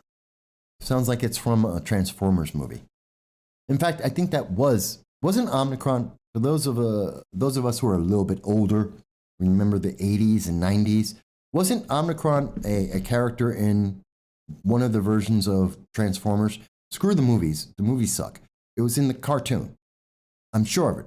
I am absolutely sure. Omnicron, and I think he was a bad guy. He's a Decepticon. Which makes it, okay, so that's what it is. It's not the Omnicron variant. It is the Decepticon variant. That's what we should call it, the Decepticon variant. I think so. Jason mentions that Dr. Fauci is invested in the Moderna dosage. You know what? There's a lot of problems with Dr. Fauci. This man has used the fact that science is never settled. Never settled. Science is, by definition, the question. That is science. Science is ask a question, look at the results in nature, make a theory about that, and then test it. Go back to nature and say, okay, this is what we saw. Is this always true? Kind of like you watch the Cleveland Browns on football. The Cleveland Browns always lose. Therefore, no matter what team is playing, the Cleveland Browns should lose. That is scientific. And you could say scientifically, it is a fact, or at least it is a theorem, that the Cleveland Browns will always lose every football game, no matter where they play. And then, out of the blue, once out of every 50 games, you see that the Cleveland Browns win. Now, is that theorem completely disproven? Or is there an exception to the rule? See, that's how science works. You go and then you say, well, this isn't true. It didn't happen. We said Cleveland Browns will always lose. And then the Cleveland Browns won. Does that mean there is an exception that occurs in nature that is separate of what is the usual rule? Let's make a new theorem. Let's go back and test this. And you know what? Law of averages says that eventually the Cleveland Browns will win. Kind of like the Jets. Eventually they will win. So therefore, there must be an exception. So it's more likely to say that the new theorem is, well, the Cleveland Browns will almost always lose regardless of where they play. That's called science. That's scientific theory. That's the scientific process. Observation, testing it, looking at the observations, making a theorem, and then seeing if it works out to be true. And if it is not, then you have made a mistake and you have to go back to the drawing board and make a new one. Dr. Fauci and many of those scientists today are saying, well, they are science, they have the answer, and the answer is, well, they were always right, and nature needs to change to fit them, that we have to change the way we talk about something to fit them. That's why we went from herd immunity being 70%, which it classically and historically has always been, and then we made it 75%, And then now we're making it 80 to 85%. And then we're adding in the caveat that, well, maybe that's not even good enough either, because then there has to be boosters. Okay, that's not a scientific theorem. That's just jumping around doing whatever's going to be politically expedient. Because either herd immunity is 70%, either we have a series of studies and observations that say, as we have classically always had, which said that 70 to 75% is herd immunity. It has always been herd immunity. And that, well, this is something different. It doesn't follow the classic rules. So does that mean 85% is herd immunity? Or is there something different about the vaccinations that we are doing that is not allowing us to hit herd immunity? See, that's called science. That's how you do scientific theory. That's not what's happening right now. And again, we're not scientists, but we can read a science book. Okay?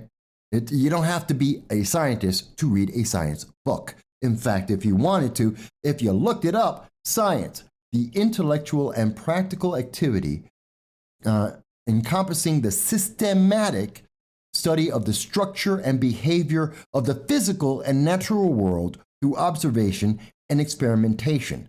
Notice it doesn't say to make up a rule and that is it. Science is settled. The second you've mentioned it, science is done. And if anyone who's telling you, cut off the website, I might have gone too far. I might have just gone, did I go too far? Because I know that they don't like when we talk about science, actual science. Which is why I was talking about the Cleveland Browns, because it's not scientific. But that's the definition of science. And I say all that because I want you to remember. This is the definition of science, which you can look up for yourself. And this is coming from Google, so you can check it out. It's from the Oxford Dictionary, so you can see it for yourself. And I do that because I want you to hear this part of the conversation from Face the Nation, came out today. And I want you to hear this because you may not have heard this part. Now, I want you to hear this. So anybody who spends lies and threatens and all that theater that goes on with some of the investigations and the congressional committees and the Rand Pauls and all that other nonsense, that's noise, Margaret. That's noise. I know what my job is. Senator Cruz. Okay. Congressional committees are noise? Congressional committees. This man is saying that he's more important and he has more power than congressional hearings. Is he out of his mind? He's saying that Dr. Rand Paul, who happens to be a member of Congress, doesn't know what he's talking about. Dr. Rand Paul, not Joe Schmo down the street, the electrician, not a lawyer, not some, yes, he's a politician. He's been a practicing doctor for decades. And this practicing doctor, who also happens to be a politician, he's saying that, oh, well, he has no idea what he's talking about. He's a doctor. He reads documents. He actually factually found the evidence that this man, there he is, this man lied to your face. He went into a congressional hearing, which is more power than he has, and he lied to the American people. He lied to you. Lied. Remember the beagles with the fleas that he funded? Remember the gain of function research that he funded with your money? Took your money and decided to amputate and just brutally torture beagle puppies.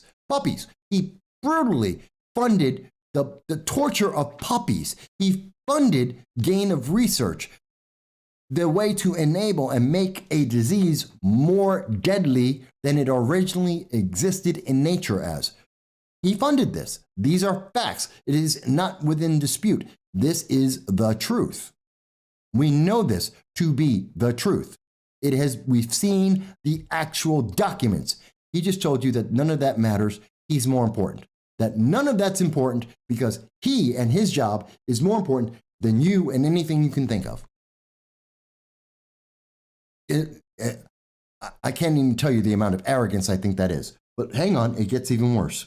Cruz told the Attorney General you should be prosecuted. Yeah. Yeah. Ted Cruz, Rand Paul. There's a list of people who said you should be prosecuted because you lied to the American people. You lied in a congressional hearing, which is a crime. He lied under oath. It was found out. That is a crime. If I lied under oath to the government, they would throw me in jail. We've seen that happen. He lied. Hillary Clinton can lie under oath, and obviously she's not getting prosecuted. If I did it, I'm getting thrown in jail. Anthony Fauci did it, and he's laughing. On Face the Nation, he is laughing in your face because he lied and got caught. Going on. I have to laugh at that. I should be prosecuted. What happened on January 6th, Senator? What has that got to do with what he did? Whether you believe in January 6th being whatever it was, no matter what you think about January 6th, how does that have anything to do with Dr. Fauci factually lying to the American people? Documented, proven fact. He did it. He was under oath when he did it. That is a crime. In the United States, that is a crime and it is punishable. He can be arrested. That is a fact. If the Department of Justice was actually doing its job, he would be charged with that crime. If Merrick Garland wasn't the lapdog of the Biden-Harris administration being controlled by the progressive wing of the Democratic Party, and that's why he's going after parents in PTA meetings, rather than actually executing a warrant to arrest Dr. Fauci for what he did, which is lie to the American people. But he's laughing. This is how much of a joke our laws are at this moment. That's how much of a joke you are. He doesn't think you're smart enough to understand he lied, got caught. Doctors know it. And he's thinking it's the biggest joke in the world because he's on Face the Nation and they're not going to touch him. That's insulting. It gets worse. Do you think that this is about making you a scapegoat to deflect from President Trump? Of course. You have to be asleep not to figure that one out. Well, there are a lot. Wait a minute. You got to be asleep to think, why? What does President Trump have to do with Dr. Fauci lying to the public under oath? Trump has nothing to, Trump didn't speak for him. Those were not his words. It was Dr. Fauci lying to Dr. Rand Paul under oath. It has nothing to do with Trump. And to say that it did is a distraction and a way to try and give him an excuse out. It is political pandering, and he knows it. Go on. A lot of Republican senators taking aim at this. I mean, that's okay. I'm just going to do my job. And I'm going to be saving lives, and they're going to be lying. It seems another layer of danger to play politics around matters of life and death. Right, exactly. And to me, that's unbelievably bad because all I want to do is save people's lives. Okay, so, it's insulting when we, hang on a second. That's just insane, isn't it? He just wants to save lives. He wants to save your life. As we go from you don't need a mask, to needing a mask, to needing 2 masks or more, to going on to something else. No, he just wants to save your life. As Nancy Pelosi says, go out to Chinatown. Don't worry about it. Let's keep our borders open so everyone can come in. He's okay with all of that because he's trying to save your life. Because we need 85%, maybe more for, we need at least 85% for herd immunity. Really? You know, I wish this was a Decepticon because we would be able to do better trying to fight against that than what we're doing right now. And I see there's a lot of people who are very upset about this. And it was from the 80s. I'm just going back over some of the comments. And Omnicron was, by the way, thank you, Dal, for confirming Omnicron is a Decepticon. And I think Omnicron is a Dr. Fauci. So when I'm mentioning Omnicron, think of Dr. Fauci. And it's really interesting, folks, because just like what we were speaking about at the very, very beginning of the show here, okay? When we were mentioning to you what happened to the Afghan evacuees, the public it's not that you don't have a memory. It's not that you don't remember what happened 75 days ago, because you do. And I think people know when I mention Americans in Afghanistan and the Taliban, people know, oh yeah, we left people over there. You may not remember the number because they kind of left that out. And that was shunted. They punted that as quickly as possible. But we know there are Americans in Afghanistan. In fact, what we know now are there could be thousands of them, not 85, thousands of them. We know the government lied to us. And then we have to look at what's going on with Dr. Fauci, where we have someone who has lied to us. It is a fact. It is not a question. Fact check me. I dare you. Please, Facebook, YouTube, Twitter, fact check me.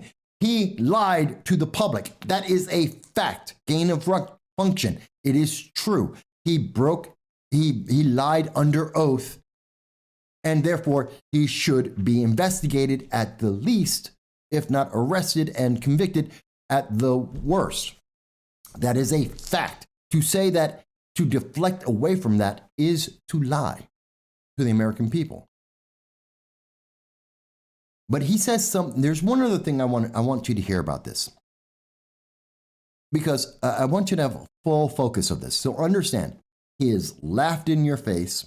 He has said that this is a joke, that there will never be an end to what is going on right now. This process will never end, that you will constantly be getting these mandates, these mandated medications from the government forever. It will forever affect your life. This is what he has been saying. And he is laughing in the face of those who are saying there might be other solutions and that he has been dishonest in the way he has presented it to you.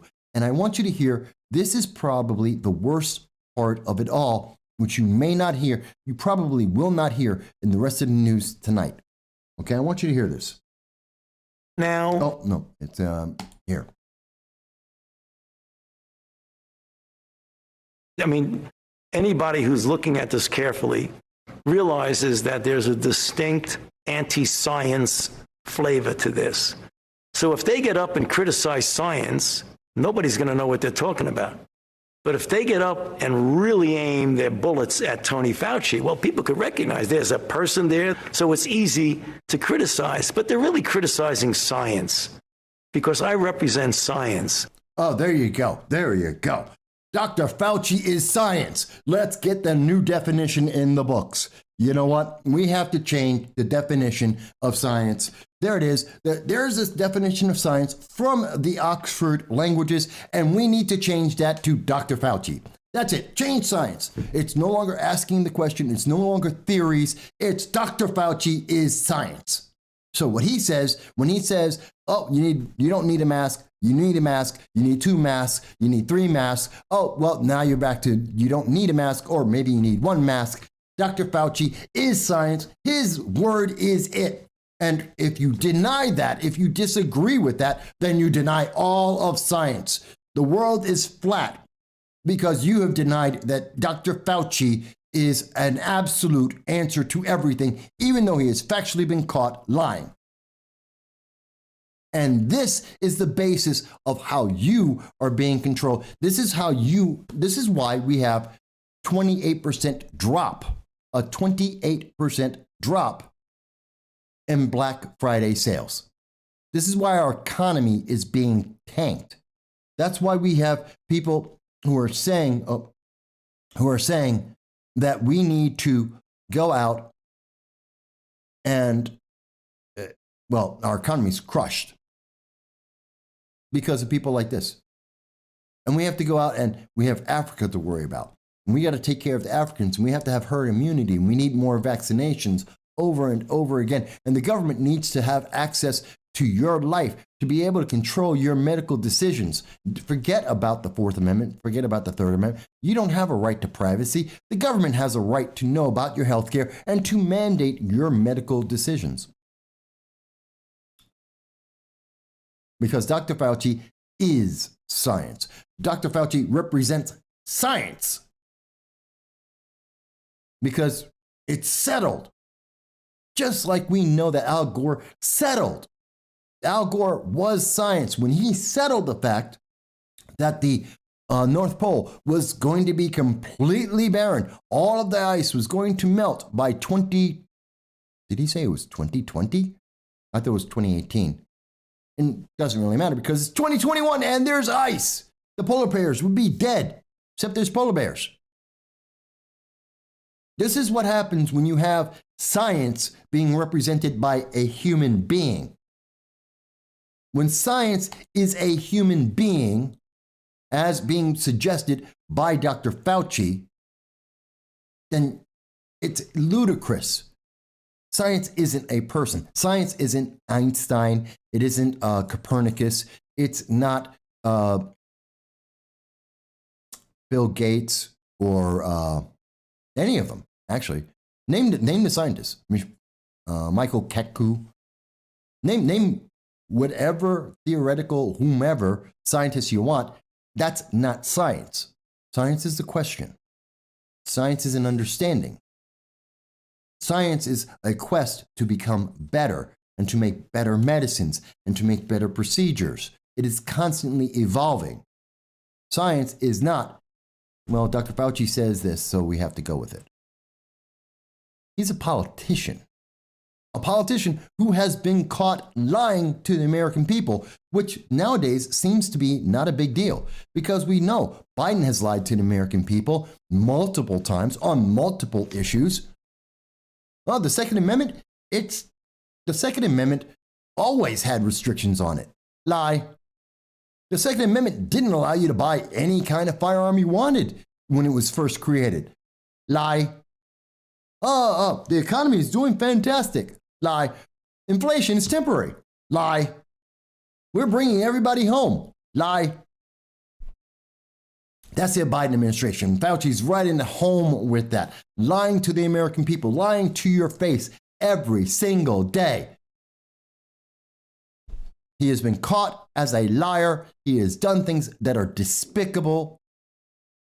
We have not forgotten about that. We have not forgotten the details. Just because the last time someone was willing to stand up and say something about it was more than 30 days ago doesn't mean that it suddenly stopped being true and no longer exists in the history of the world. And Dr. Fauci does not represent science. Thank God. Tina says it will end when the people stand up and say no more. Sadly, too many are just freaking weak and scared and follow orders that make no sense. And here's the thing. The more that we just follow orders, when we just do what they say, when we don't speak up, because I know, yes, over and over again, people are being punished online. They are being persecuted. They are being attacked. They're being non-personed. Well, first of all, non-personing isn't the worst thing that could possibly happen. I'm 53 years old. I was born before the internet ever existed, before there were cell phones. And guess what? I know how to talk to human beings. If I really want to talk to my friends, if I really want to learn something, I can go to a library, I can read a book. And if I want to talk to people, I actually walk up to their face and I talk to them. You can live without TikTok. You can. It is true. You don't need it. You don't need that for your social media. But, or to be social, let me clarify. You don't need that to be social.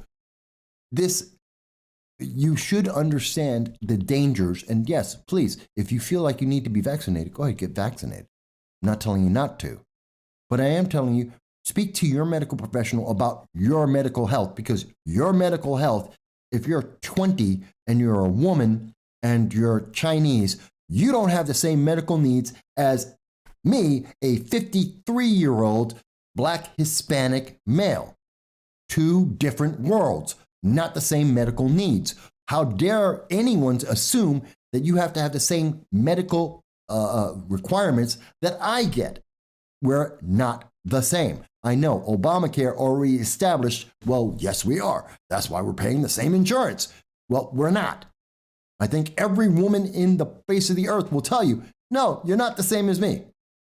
Unless you, and I know there's all the people who believe that, well, there's 52 different genders or whatever.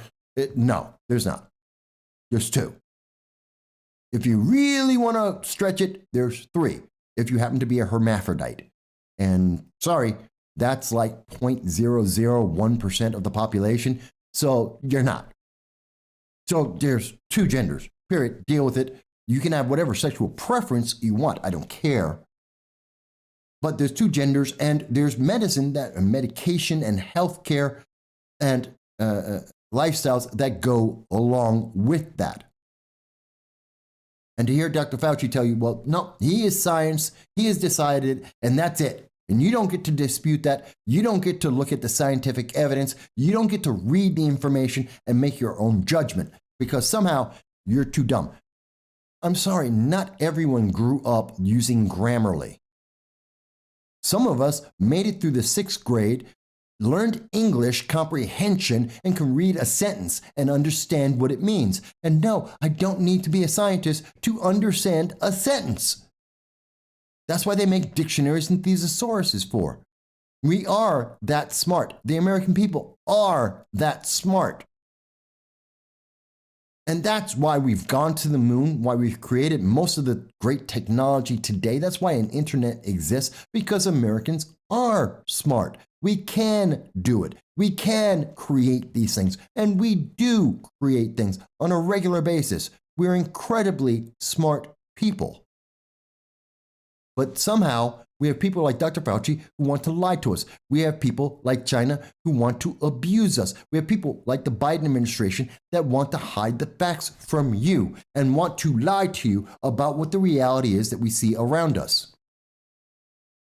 And where does that lead us to? Iran.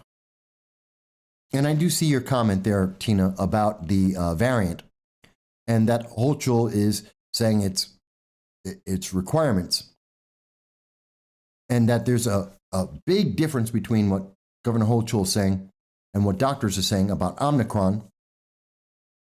And that may be because Hochul is probably a Decepticon and doctors are most likely Autobots. And again, going back to the 1980s storyline of the Transformers, watch the cartoons, forget about the movies. But I don't want to talk, I've already pushed the limits on talking about the medication. Let me mention, and this is where all this stuff is leading to. Nuclear talks. Iran. Do you remember this? Back in 2016, the Obama administration created, and we've covered this a lot, the Iran nuclear deal. Look it up. You go to any of our sites, type in Iran nuclear deal. You'll see we've been talking about this for many years. Just type in Iran. We've been talking about this for many years. 2015, we made the Iran nuclear deal. In 2016, then Secretary of State John Kerry, the guy who's now in charge of the pandemic around the world, climate change. He's in charge of climate change. And I'm sure he'll do just as good a job about protecting the climate as he did as protecting the United States from Iran. The Iran nuclear deal was signed. We gave $450 billion to Iran, and they immediately funded global terror. Secretary of State, then Secretary of State John Kerry, told us this was going to happen, and it did. The United States funded terror through Iran and the Iran nuclear deal.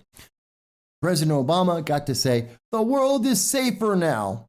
because we made the Iran nuclear deal and Iran is no longer making nuclear weapons. Instead, they made ballistic missiles and they funded global terror. How the world is safer because of that, I don't know. He never explained it, and no one in the major news media asked him. His vice president was Joe Biden, and he ran around saying, this is fantastic. It's the best thing possible. The world is so much safer because Iran is now only funding global terrorists who are going around blowing up suicide bombs and killing women and children. Incredible. But this is what they say. So we have President Trump who says it's a bad deal because Iran is still able to go and send out nuclear missiles around. They're building ballistic missiles because you can have the ability to make a nuclear bomb, but if you can't bring it somewhere, the bomb's not going to go off except in your lab. It's like saying, oh, I have a grenade. And if you drop the grenade right in front of you, the only person who's going to die is you. If you don't know how to throw a grenade, then the grenade is not really deadly to everyone else. It's deadly to you. A nuclear bomb, the ability to make a nuclear bomb doesn't really, it's a lower magnitude of danger when you can't deliver it to anywhere else. If you can't get that bomb from your door to your enemy, then your enemy is not going to be necessarily that worried about it. It's not that big a deal. And thus, we have North Korea who are trying to make a ballistic missile. That's why they're constantly shooting off missiles and why the United States is constantly worried about it. Because the second they have a missile that doesn't just splash in the middle of the ocean because they can't aim, they don't know how to make a missile, that's when the United States is in danger. Because North Korea is dangerous. Same thing with Iran. They're making missiles. They're trying to figure out how to get the bombs that they are making to somewhere else where it can hurt people. And the moment they're able to do that, you're in danger. The Trump administration realized that. The Obama administration didn't think about it. Thus, the Obama administration paid Iran $450 billion and let them make missiles all day long, as long as Iran promised not to make a nuclear weapon. Trump said, no, you got to stop making the missiles too. And they said no, so we broke the deal. Said, no, we're going to put sanctions on you. We're not going to let you be able to spend any of the money that John Kerry gave you, that Obama gave you, that Joe Biden gave you. You gave you $450 billion. We're going to stop you from being able to spend it or spending more of it. See, I got to give you the history here because the news media won't. They won't tell you what happened. They hope you forgot. It's been a couple of years. They're absolutely sure you're not going to remember any of these details. We remember everything on the show. We go over it all. And so that brings us to today. Joe Biden needs a political win. Joe Biden needs to sound like he's strong. He needs a military victory, a political military victory. He can't start a war, but he can't lose one either. He's already lost Afghanistan. He's terrified. He's already abandoned American citizens. He's already got a backlash. They already lost 2021 in the elections across this nation, especially in Virginia, because of it. They know that they're going to probably, Democratic Party knows that they're probably going to lose in 2022 because the economy sucks. Inflation is real. The loss of value of the dollar is real. They're spending money on their pipe dreams, and the American people are feeling the loss of that. They're feeling the impact of that.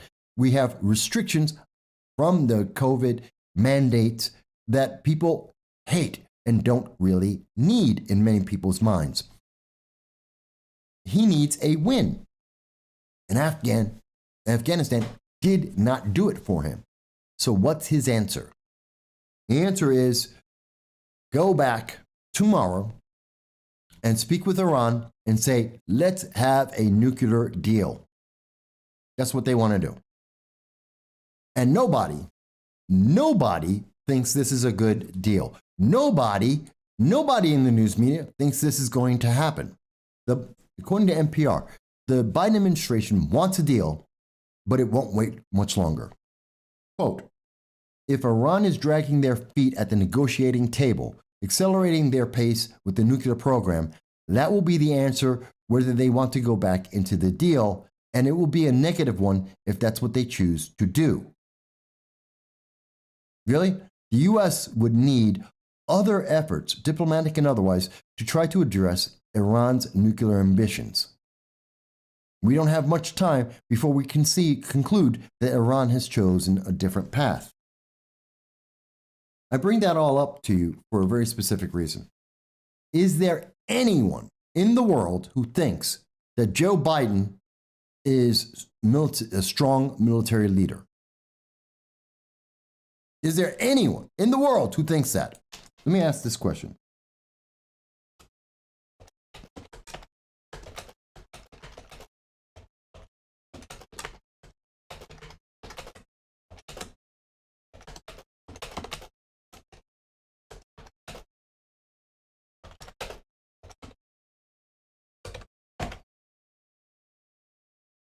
Okay.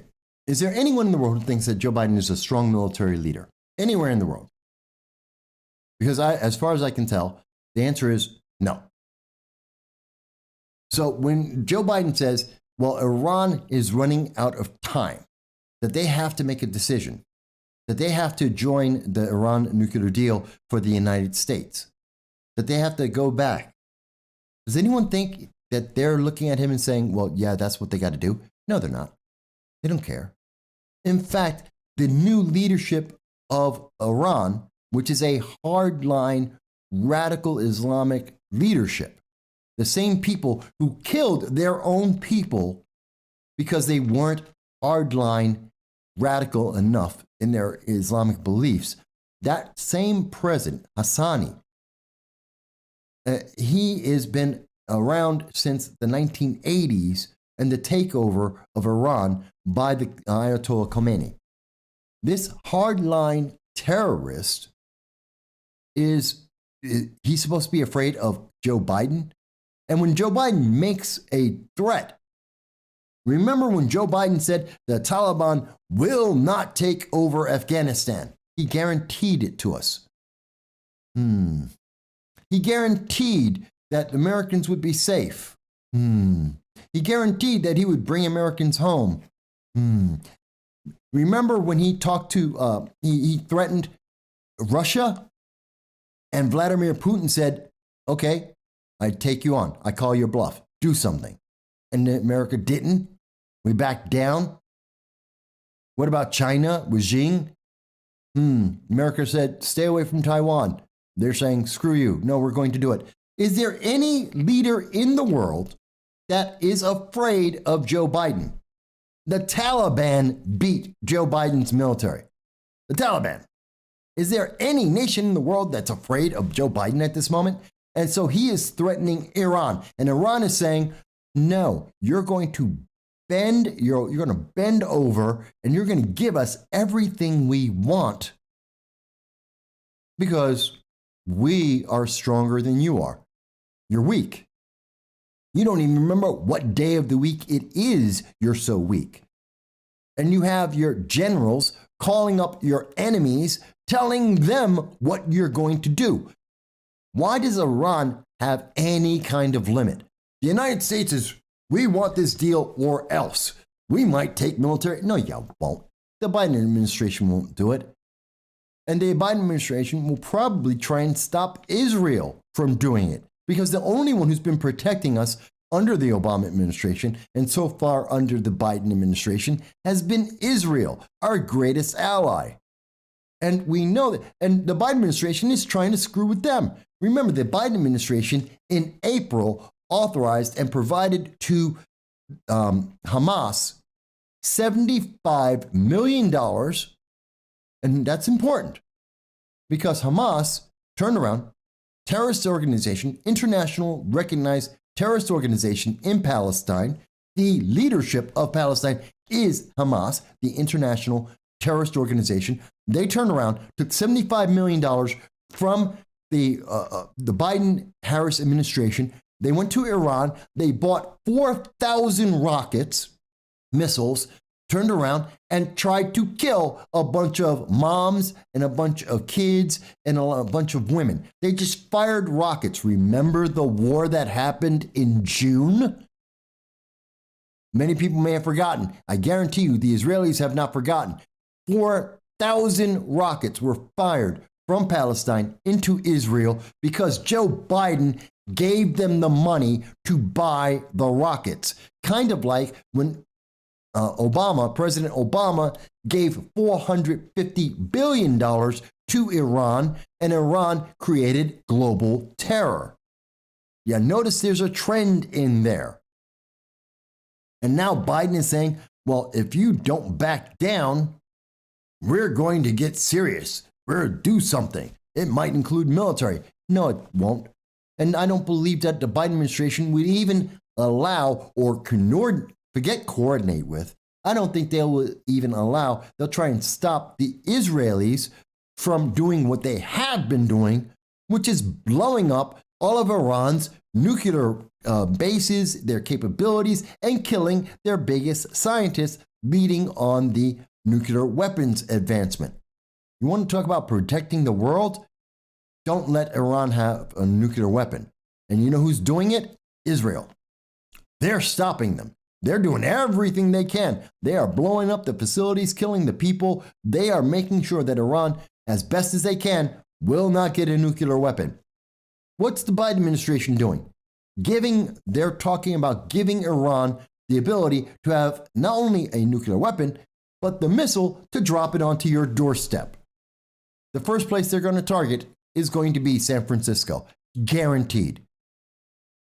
Iran will blow up San Francisco first thing, as soon as they get a missile that can actually reach that far. Then they'll probably go after Israel and the rest of Europe. And the only one protecting you from that isn't Joe Biden, it's Israel. Under Benjamin Netanyahu. But he's not there either anymore, so we'll see about that. But for a second, does anyone think that the guy who ran away from the Taliban left 450, if not 4,000 Americans alone in the middle of a desert being chased down by the Taliban, ISIS, and Al-Qaeda, 3 different international terrorist organizations? If he was afraid of the Taliban, do you think he is that Iran is concerned at all? Which is why they haven't been doing anything. Iran has literally said, under President Hassani, the hard line that he is, has said, we don't care. We don't care about this deal. We don't care about the United States. We're in no rush. You want us to do the deal? Give us money. That's literally what he has said. Give us money. Release all the sanctions. Give us money, and then maybe we'll do the deal. That is his condition. And the Biden administration is really good at giving people money. We are currently in negotiations to give $6 billion to the Taliban. 75 days ago, the Taliban was trying and was actively killing Americans. They've been killing Americans for 2 decades. Whatever you think about the war, the fact is the Taliban have been killing Americans for over 2 decades. 75 days ago, they were killing Americans. And now, the Biden administration wants to give them $6 billion. And we're supposed to make Iran afraid? We're a nation right now that is being led by people like Dr. Fauci, who is laughing at our government. Dr. Fauci laughed at the fact that he literally was caught breaking the law. He lied to Congress. He laughed at Congress and members of Congress and dared them to call him out. He has defined himself above the system by saying that he represents science. He is science. To doubt him is to doubt science. He has made himself a cult figure. And this is what's happening in our government. This is who's leading our government. As we forget about hundreds, if not thousands of Americans that are just lost, as we have leaders that are being bought off by our enemies, the Chinese government. As our society is falling apart and we have factions, radical political factions that are growing and running around, destroying our economy, destroying our cities, destroying businesses. And it's taking a toll on our economy, even as we are considering to shut down the government again. As we're considering shutting down businesses again, as the government is continuing to micromanage our lives and our health care. Folks,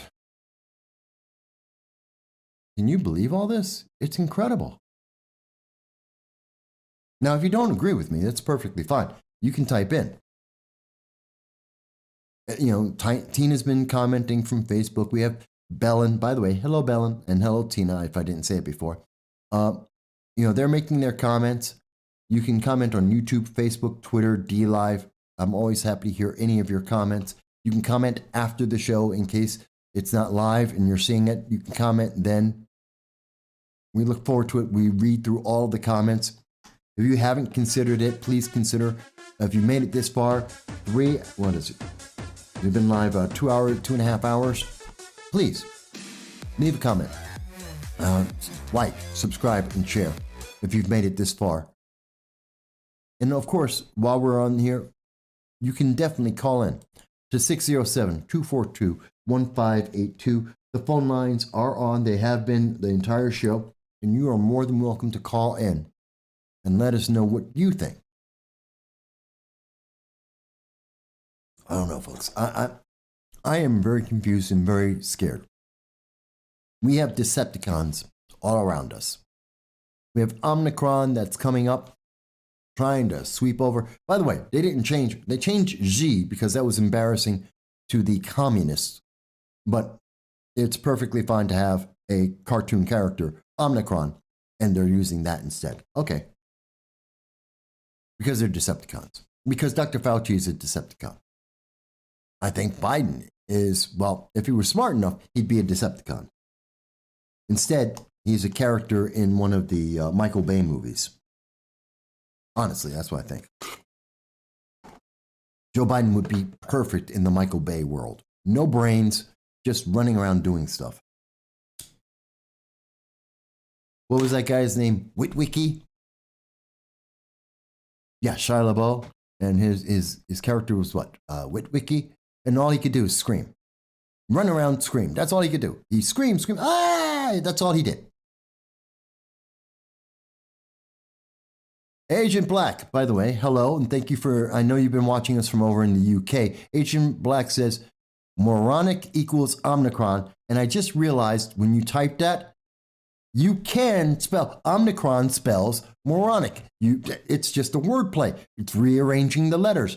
I did not notice it, and I just seen it. Thank you, Agent Black, for pointing that out. That is a really great observation. Bella mentions that they're agreeing with me.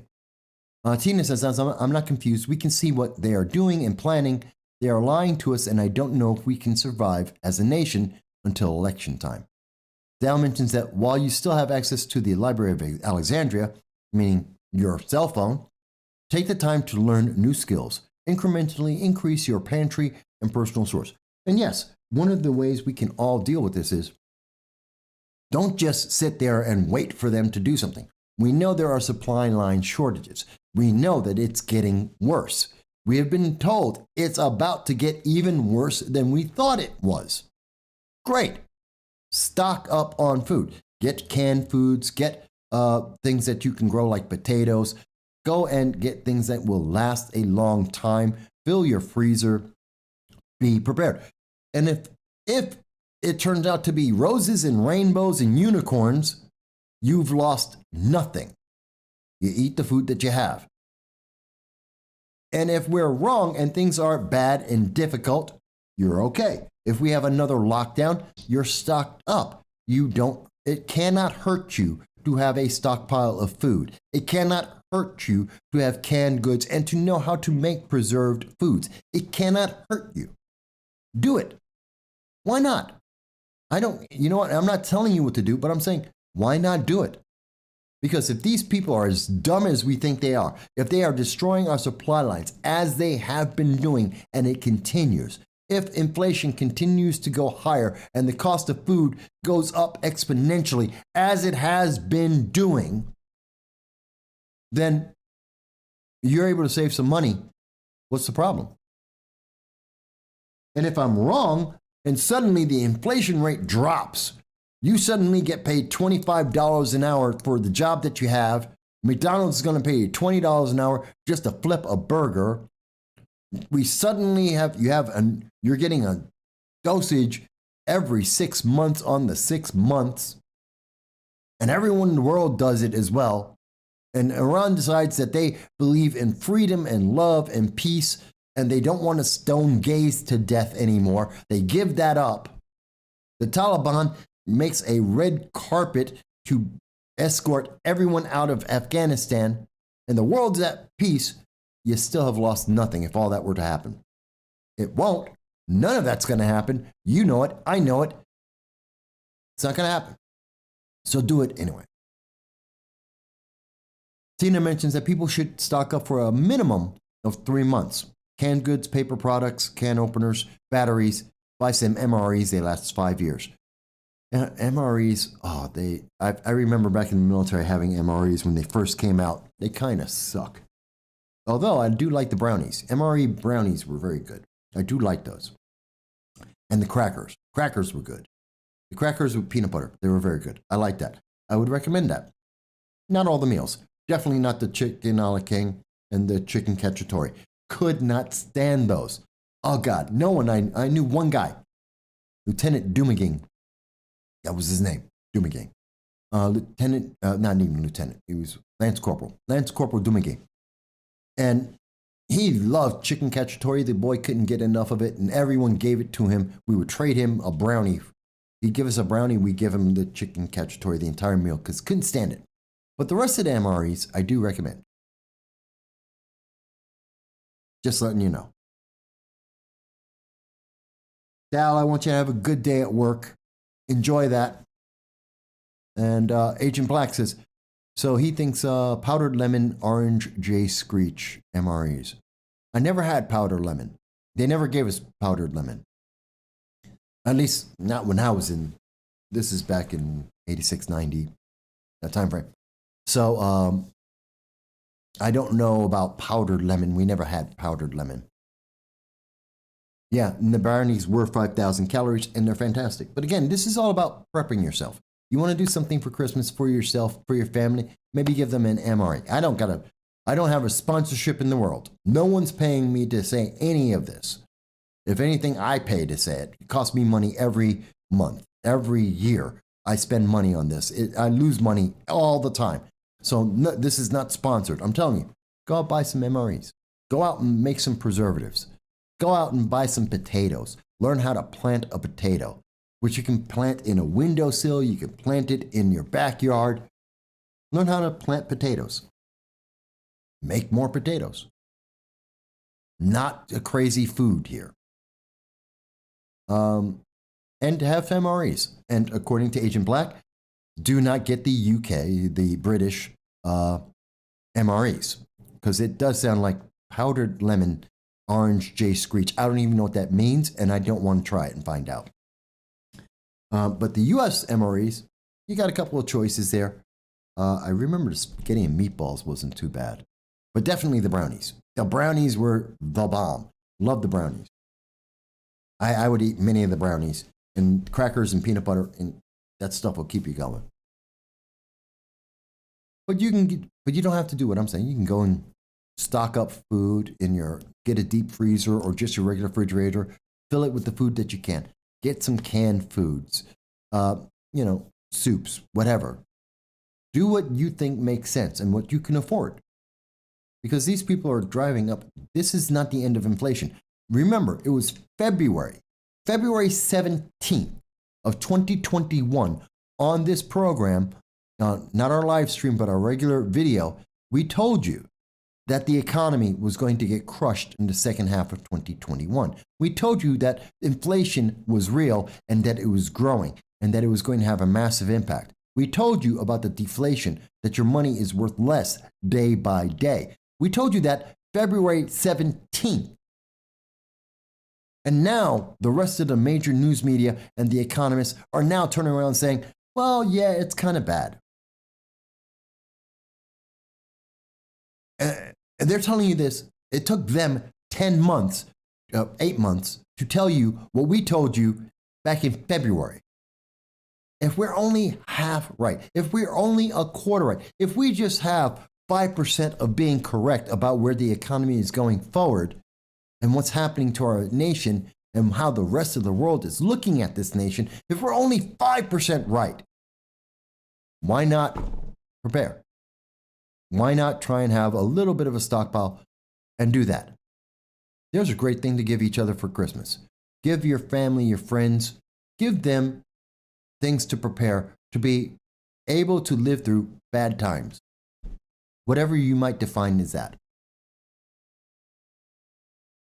You know, Agent Black mentions that a bug out bag. Now, a lot of people don't know what that is. A bug out bag is a bag that you can pick up at any given second. It's just a bag full of supplies and tools and items that if you needed to leave right this second to go somewhere else immediately, you can just pick up that bag and walk out the door.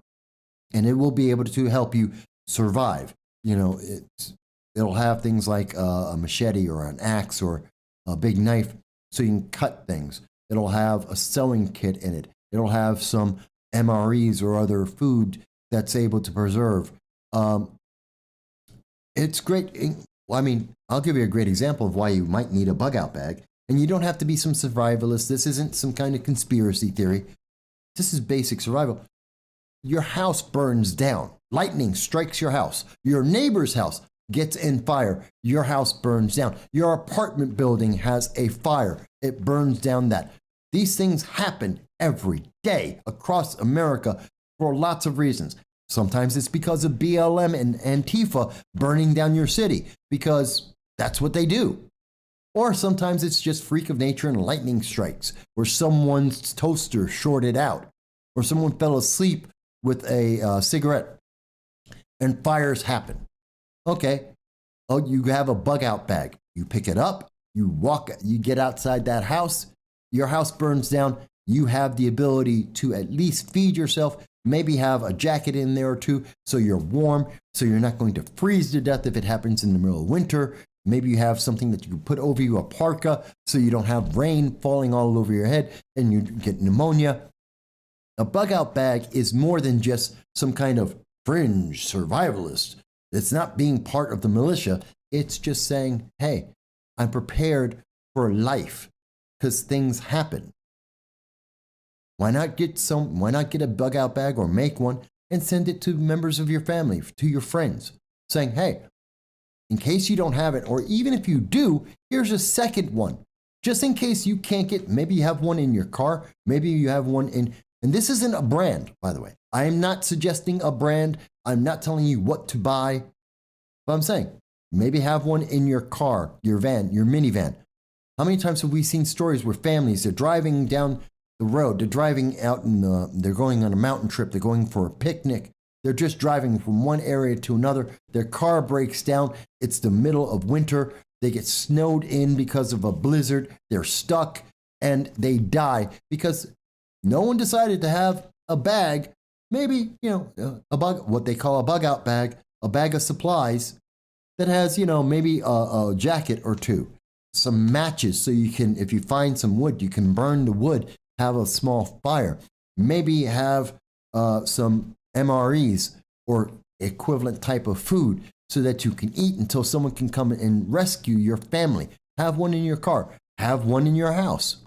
Let your kids know where it is so that they can pick it up and they can go in case you're not there. This isn't hard.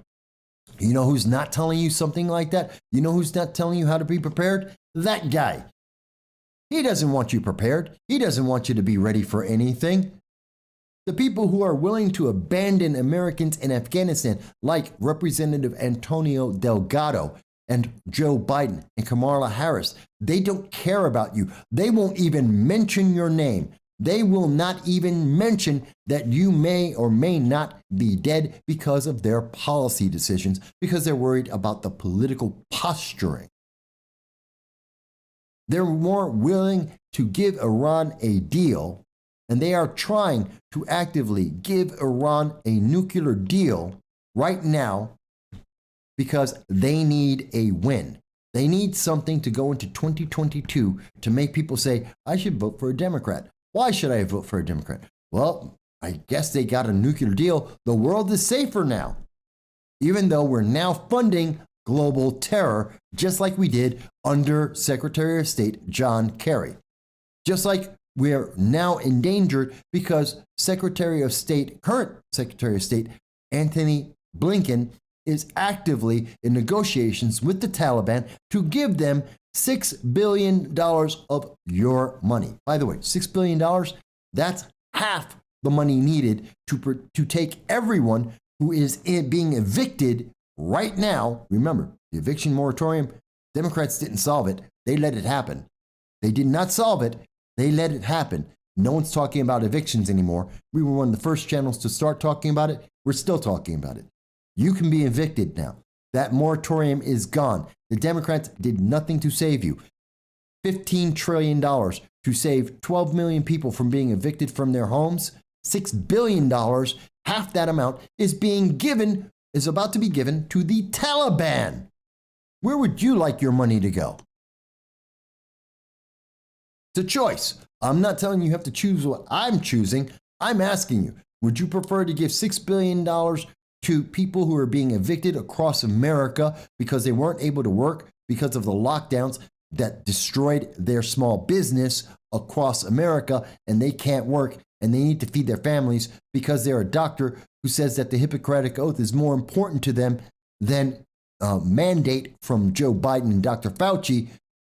Do you want to give them $6 billion, or would you rather give it to the Taliban as they stone gays to death and throw them off of rooftops and beat women for learning how to read? Which one would you prefer to give $6 billion to? I know the major news media doesn't like to phrase it this way, but this is the truth. I'm not lying to you. I'm just making it very, very abundantly obvious. No politicking, no spin, no political poly speak. The Taliban will throw gays. They will and they do throw gays off of roofs. They stone and beat women for learning to read. The United States is trying to make them our partner and to give them $6 billion of your money that they hired 86,000 IRS agents to watch every single transaction you are doing to tax you so that they can give that money to Iran and to the Taliban at the same time that they're telling you you must obey and get yet another booster shot for something that does not affect many people, may not be in your best interest. And they're laughing as I say, oh, get a bug out bag. You know what? In the United Kingdom, they're doing that. That might help you. Yeah. Choice is yours. I'm not telling you what to do. I'm making a suggestion. And if you think that I'm wrong, if you think Agent Black is wrong, if you think that Tina is wrong, let's have this conversation. If you don't think it's in your best interest to stockpile some today, we know inflation is going higher. And I have said before that inflation will go to double digits. And I guarantee you, well, I can't guarantee it. I am telling you that before the end of the first half of 2022, inflation will hit double digits. I tell you that it's done that already. Look at the increase in the price of milk, which is, I believe, an 11% increase. The price of meat has gone up by 17% in 2021 alone. But they're telling you it's only 6% increase in inflation. I'm telling you it's gone up more than that. But I guarantee, well, I believe that in 2021, before the first half of 2022 is over, you will see double-digit inflation. And they will have to admit it. It will probably be worse but they will finally admit it. And that will happen almost at about the same time that you will see Iran go for the Iran nuclear deal. And I know someone's going to say, well, Mike, we have to stop Iran from getting a nuclear weapon because they are 1 month away. They are 1 month away from getting a nuclear weapon. And we are just starting negotiations, which means they will have the knowledge to make a nuclear weapon.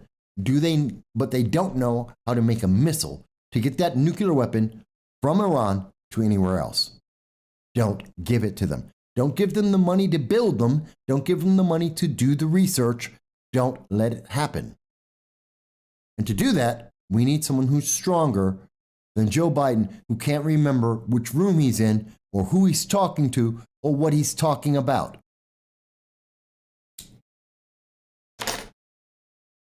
There are a lot of things I give thanks for.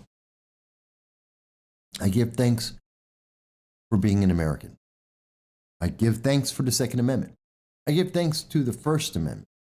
I give thanks for my audience and the people who watch this program, who pay attention and make comments. But I tell you, I'm not thankful for some of the leadership we have in this nation. Bellin mentions that they already have nukes. They might. I don't think they do, because Israel is, whether you love Israel or hate Israel, and if you're a progressive, you probably hate Israel. If you're not a progressive, then you probably love Israel. Israel is really, really good at blowing up every nuclear plant that Iran makes and killing all their people. If they had nukes, Israel would blow up their nuclear plant in a heartbeat. They would do it whether anyone else in the world likes it or not, because one of the first nuclear bombs will be pointed at them, and they know it. Now, Israel has nukes. They do have nuclear weapons. Would that stop Iran? No. Iran has made the promise and the decision that they will wipe Israel and the United States off the face of the earth, regardless of your politics. They don't care about a progressive movement. They don't care about socialism. They don't care if you think George Floyd is your new Lord and Savior. If you're part of the religion of climate change, they don't care. They will kill you because you don't believe in Islam the way that the Ayatollah Khomeini does. And you live in a nation where women read and that gays aren't thrown off of roofs. And because you live in a nation and you may, I would assume, if you're watching this program, you don't think that women shouldn't be able to read. You want women to read. If you're watching this program, you wouldn't throw gays off of roofs. You would not harm people because of their sexual preferences. That's the audience that I have. And I guess, you know what? That means that Iran will kill you, because most progressives would agree with that too. Which means they're going to kill you. And if you think they won't, you're lying to yourself, or you're listening to Biden and Kamala Harris tell you that, no, it's all going to be okay. They're lying to you. Tina mentions there is no way of stopping Iran. We have a weak, do-nothing government, and even if he is replaced, we will still be weak. That is what the left wants, a weak USA third world country. And I'm afraid that America is becoming we have an economy that's becoming a third world nation. We're becoming like the what used to be called the banana republics in the 1980s and 1990s. Countries who had such enormous debt, they couldn't print, and their answer to the enormous debt was just printing money. It's like the Weimar Republic, which we've spoken about before on this program. You can't keep up. The more money you print, the less it's worth, the higher the inflation goes, the worse the economy is. We're walking into that kind of scenario. And nations are taking advantage of it. We're becoming like what the Soviet Union was, which was a really big first world military and a really third world lifestyle. And as for someone who's actually lived in the Soviet Union, unlike most progressives that tell you that socialism is great, Alexandria Ocasio-Cortez never spent a day in a socialist country. Bernie Sanders went to the Soviet Union for 30 days for his honeymoon as a guest of the communist government. Do you think they gave him a biased point of view? I was there for a year and a half. I can guarantee you it's not the savior of the world. I've talked to Lily Tang Williams. She's told me about communist China and how it is to live under communism there. And I know she's going to be running for Congress very soon. And I guarantee you, you don't want to live through what she did. One of the most patriotic people I have ever seen in my life, Lily Tang Williams, was born in communism, was born in China, under the Red Book of Mao. He is not a good guy. He's not someone you should have on your shirt. He is a murderer, a mass murderer, and she will tell you why. By the way, if you've been watching the show now for almost 2 hours, 50 minutes, almost 3 hours, here's a surprise for being here with me on the show or watching the video afterwards, just for you, just so you know. We are in negotiations right now. We will be speaking with a congressional candidate out of New Hampshire, in the New Hampshire 2nd District. We will be talking to a candidate who will be running there in January. We will be speaking with Larry Sharpe, who is running for governor of New York, and we're working out the date when we will have an interview with him. We expect that we will be able to speak with Congresswoman Claudia Tenney about the New York 19th District, and we expect that depending on exactly how the lines in January are written, we may be speaking with Joshua Riley. He has currently come out and said he will be running for the New York 19th District as a Democrat, and he is the leading Democratic candidate for the New York 22nd Congressional District. And we expect, and we are working on setting up a date to have an interview with him. So we have a lot of politicians that are coming up very, very soon. Libertarians, Democrats, and conservatives. What do you know? Yes, we're talking to people who aren't Republicans per se. We're talking to Larry Sharpe, a libertarian. We're talking to Lily Tang Williams, who is running under the Republican ticket, but also has been a libertarian. And yes, Joshua Riley is a Democrat. Yes, he's someone we've known for 7 years now. He's a nice guy. And we're going to be hopefully having our interview with him relatively soon. Because we speak to everybody. And we listen to everyone. We don't necessarily agree or disagree with everybody on every issue. Politics is not monolithic. We're not monolithic. But there are those who will tell you not to watch this show because they think we are. And they don't know. That's because most of the people who say they don't want to watch this show, they've never seen anything like it. They don't actually speak to people of other parties. We know that politicians watch this show. We have conversations with them privately where they tell us they've watched the show. They listen and watch your comments. They listen to the phone calls we get. They're paying attention to it all. They just don't want to admit it publicly because they're afraid. They're afraid of the backlash. But occasionally, they will come on to do interviews with this program because they know when we do an interview, in case you've never seen our interviews before, and we do advise you, go to YouTube, onto Facebook, onto our channels, and check it out. Our interviews are always relatively nonpartisan. They are not edited. They are verbatim. We ask a question. The other person answers the question however they choose to do so. That's it. No gotchas, no surprises, never hot mics. It is, once the interview starts until it finishes, every word that's said between them and me, and you get to hear and make your own decision. And that's why politicians do enjoy coming onto this program. And so we have several that are coming up in 2022. Wow.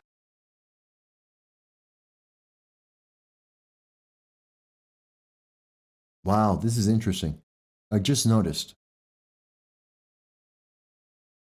Yeah, it's not on my side.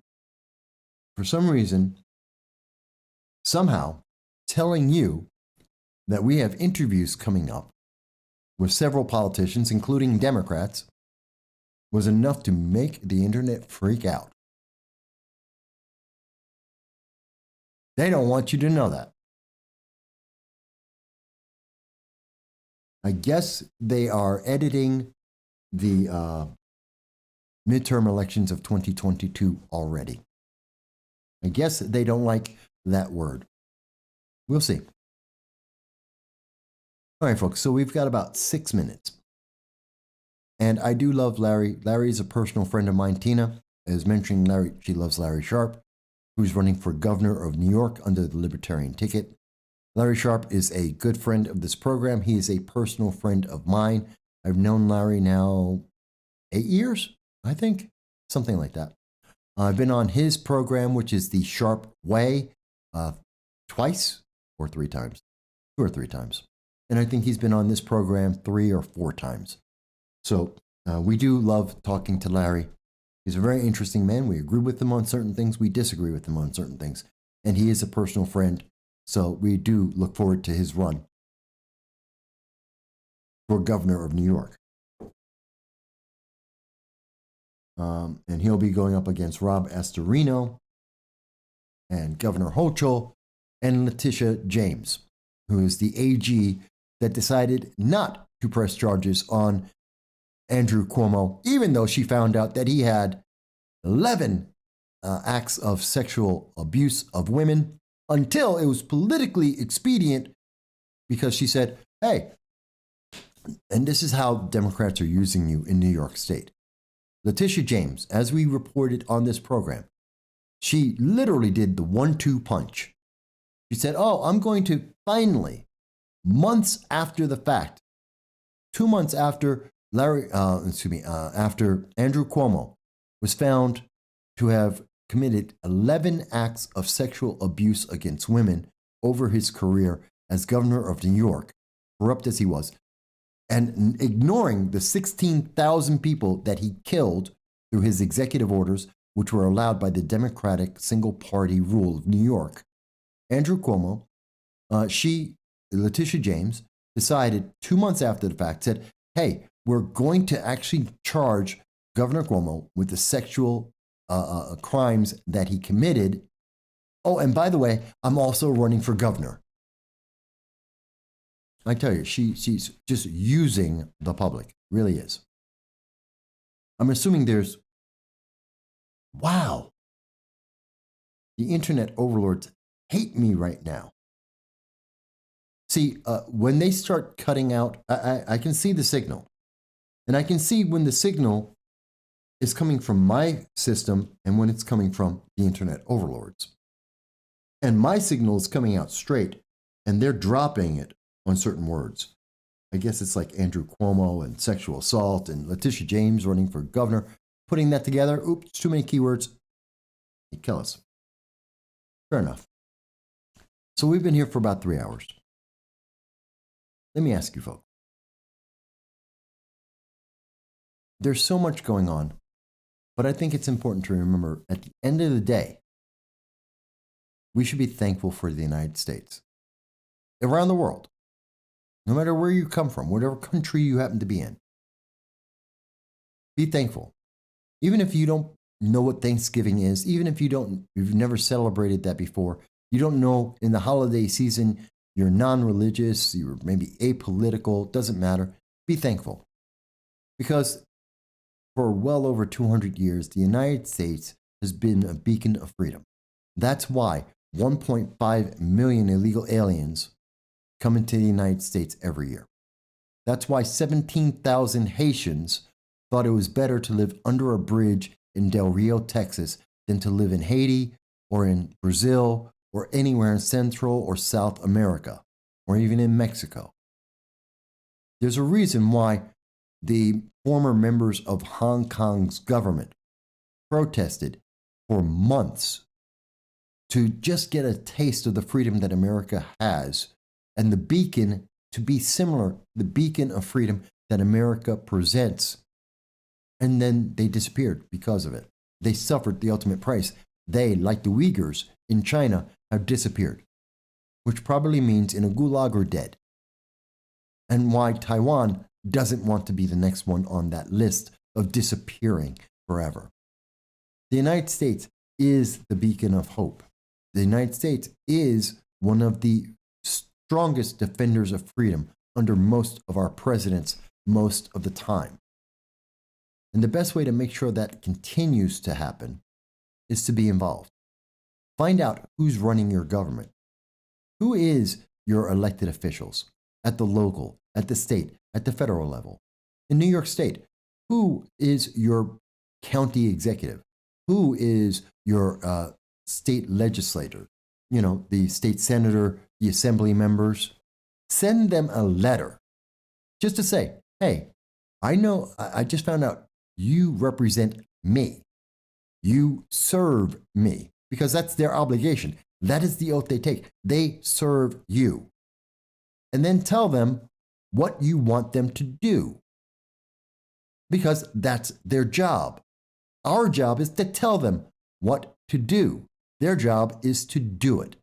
And if we don't tell them, if we don't send them emails, if we don't send them letters, if we don't ask them for interviews, they'll do whatever they want. And we know that's true. And sometimes you'll get an answer that you won't like. And sometimes you'll get an answer that you will like. The point is to be involved.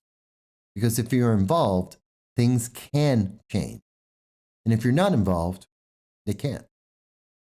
As earlier in the show, as we were talking about, if you have a bug out bag, as our good friend Agent Black from the United Kingdom mentioned to us, that gives you a chance that if your house burns down because your neighbor's house burned down, or lightning struck, or someone fell asleep with a cigarette in their bed, you have the ability to be able to keep yourself alive, to help keep you and your family alive. If you have what's called a bug out bag, a little emergency bag in your car, and that car gets stranded in a snowdrift because the infrastructure of the United States is underfunded, because Democrats decided they wanted to spend money on climate change rather than fixing the road and the bridge. And now that you're stuck in a blizzard and you can't get across the road or the bridge, you have in your car the means to keep yourself warm and alive until someone's able to rescue you. These are the things you do to help yourself stay alive, to be able to make things better. Won't always work, but it's worth trying. And just like that, it's worth being free. It's worth speaking and using the First Amendment and using your inalienable right to free speech, no matter what the government says, no matter what country you're in, no matter what the internet overlords believe, because it's your right, it's your freedom, and you deserve to exercise it. And if you don't, then you'll never get that chance again. If they take that away from you, if you have people like Dr. Fauci who come up and say, well, they are science, that they are unquestionable. The moment you start saying to elected officials, to politicians, to career politicians, when you start telling them or allowing them to say that they are beyond question, you're no longer an American citizen, you're no longer free, you're in the Middle Ages, you're a serf. S-E-R-F. You are a serf. You are a peon. You are essentially a slave. And that's not because of your color of skin. It's more than just how much money you make.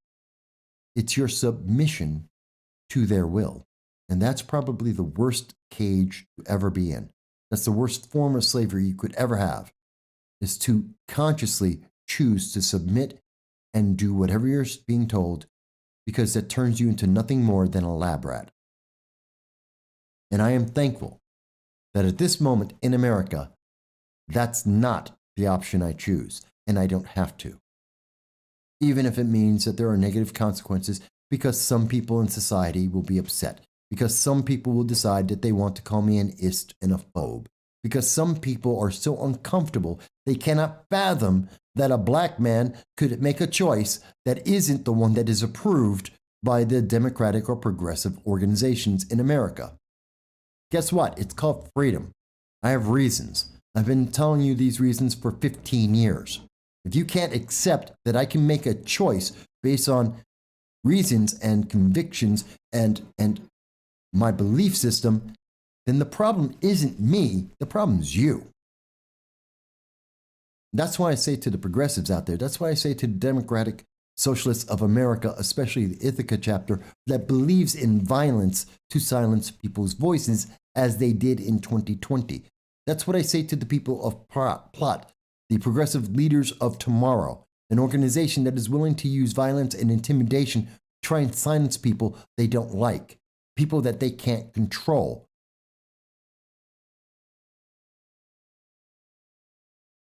I am very thankful for being an American. I'm very thankful for being an American in the 21st century. I'm thankful for being 53 years of age. I'm thankful for being able to have this outlet for my voice and for yours, and to hear your comments, even as the internet overlords disagree and attack us. Because as long as I'm alive, just like when I was actively in the Marine Corps, I will fight for your freedom. I will fight for America. I will fight for our Constitution and for what it believes. And that fight doesn't always mean a physical fight. Sometimes it means words. In fact, words sometimes are the most powerful thing we can use. And I know there's people who are afraid of that. And I'm glad that they're afraid. They should be. Words are powerful. They have great meaning. And it's important. And I think America's important. Hoorah! That's right. And I hope that this is, take from this program and take from this live stream, whatever you will. Take the parts that you like. Tell me about the parts you don't like. Spread this around. Share this with your friends. Hopefully we'll get to 1,000 subscribers. We only need about 250 more people. I hope we can reach there from anywhere in the world. And I want you to know, every Sunday at 2:30 p.m. Eastern Standard Time, we are on this program. We will be live. We will fight the internet overlords every single time. We will fight for your voice and your right to say, Mike, I don't agree with you. To say, oh, I didn't know that. And to look at what's going on in our world and understand, how did we get here and where does that lead? What are the consequences? Because we have to understand, how did they do this to us and what are they going to do next? It's important. And so that's why we share our voice with you every Sunday at 2:30 p.m. And throughout the week, we do usually about 3 different interviews, 3 different videos, and we'll have upcoming interviews with political candidates from every party, from all across the country, because we want you to be informed. And then you can do whatever you think you should with that information. If you're seeing this show afterwards, it's not live, please leave your comments in the description. You'll see links to everything we've shown you in the description, and leave your comments and we will, of course, respond to you. We want everyone to be well. I hope that you will be thankful, not just this weekend, not just during the holidays, but forever. I hope that you will be able to be surrounded by warmth and friends and family and food, not just during the holiday season, but forever. I hope that you're able to enjoy freedom and to be able to speak, not just during the holiday season, but forever. And I will do everything that we can to make sure that those things happen. So until the next time, I want to thank everyone who made their comments today, that it would include Agent Black, our good friend from across the pond over the seas, Tina, Bellin, hang on, I want to make sure I get a couple people here. Dal, who I know is at work at the moment. I want to say this to Michael Bowie, to Jason and James, and, oh yes, of course, John Cordisco, and of course our other good friends. And everyone, if I missed you, please, I apologize, but I want to thank you all for commenting, watching the show, being part of the process. And I look forward to seeing you again next Sunday at 2:30 p.m. Thank you.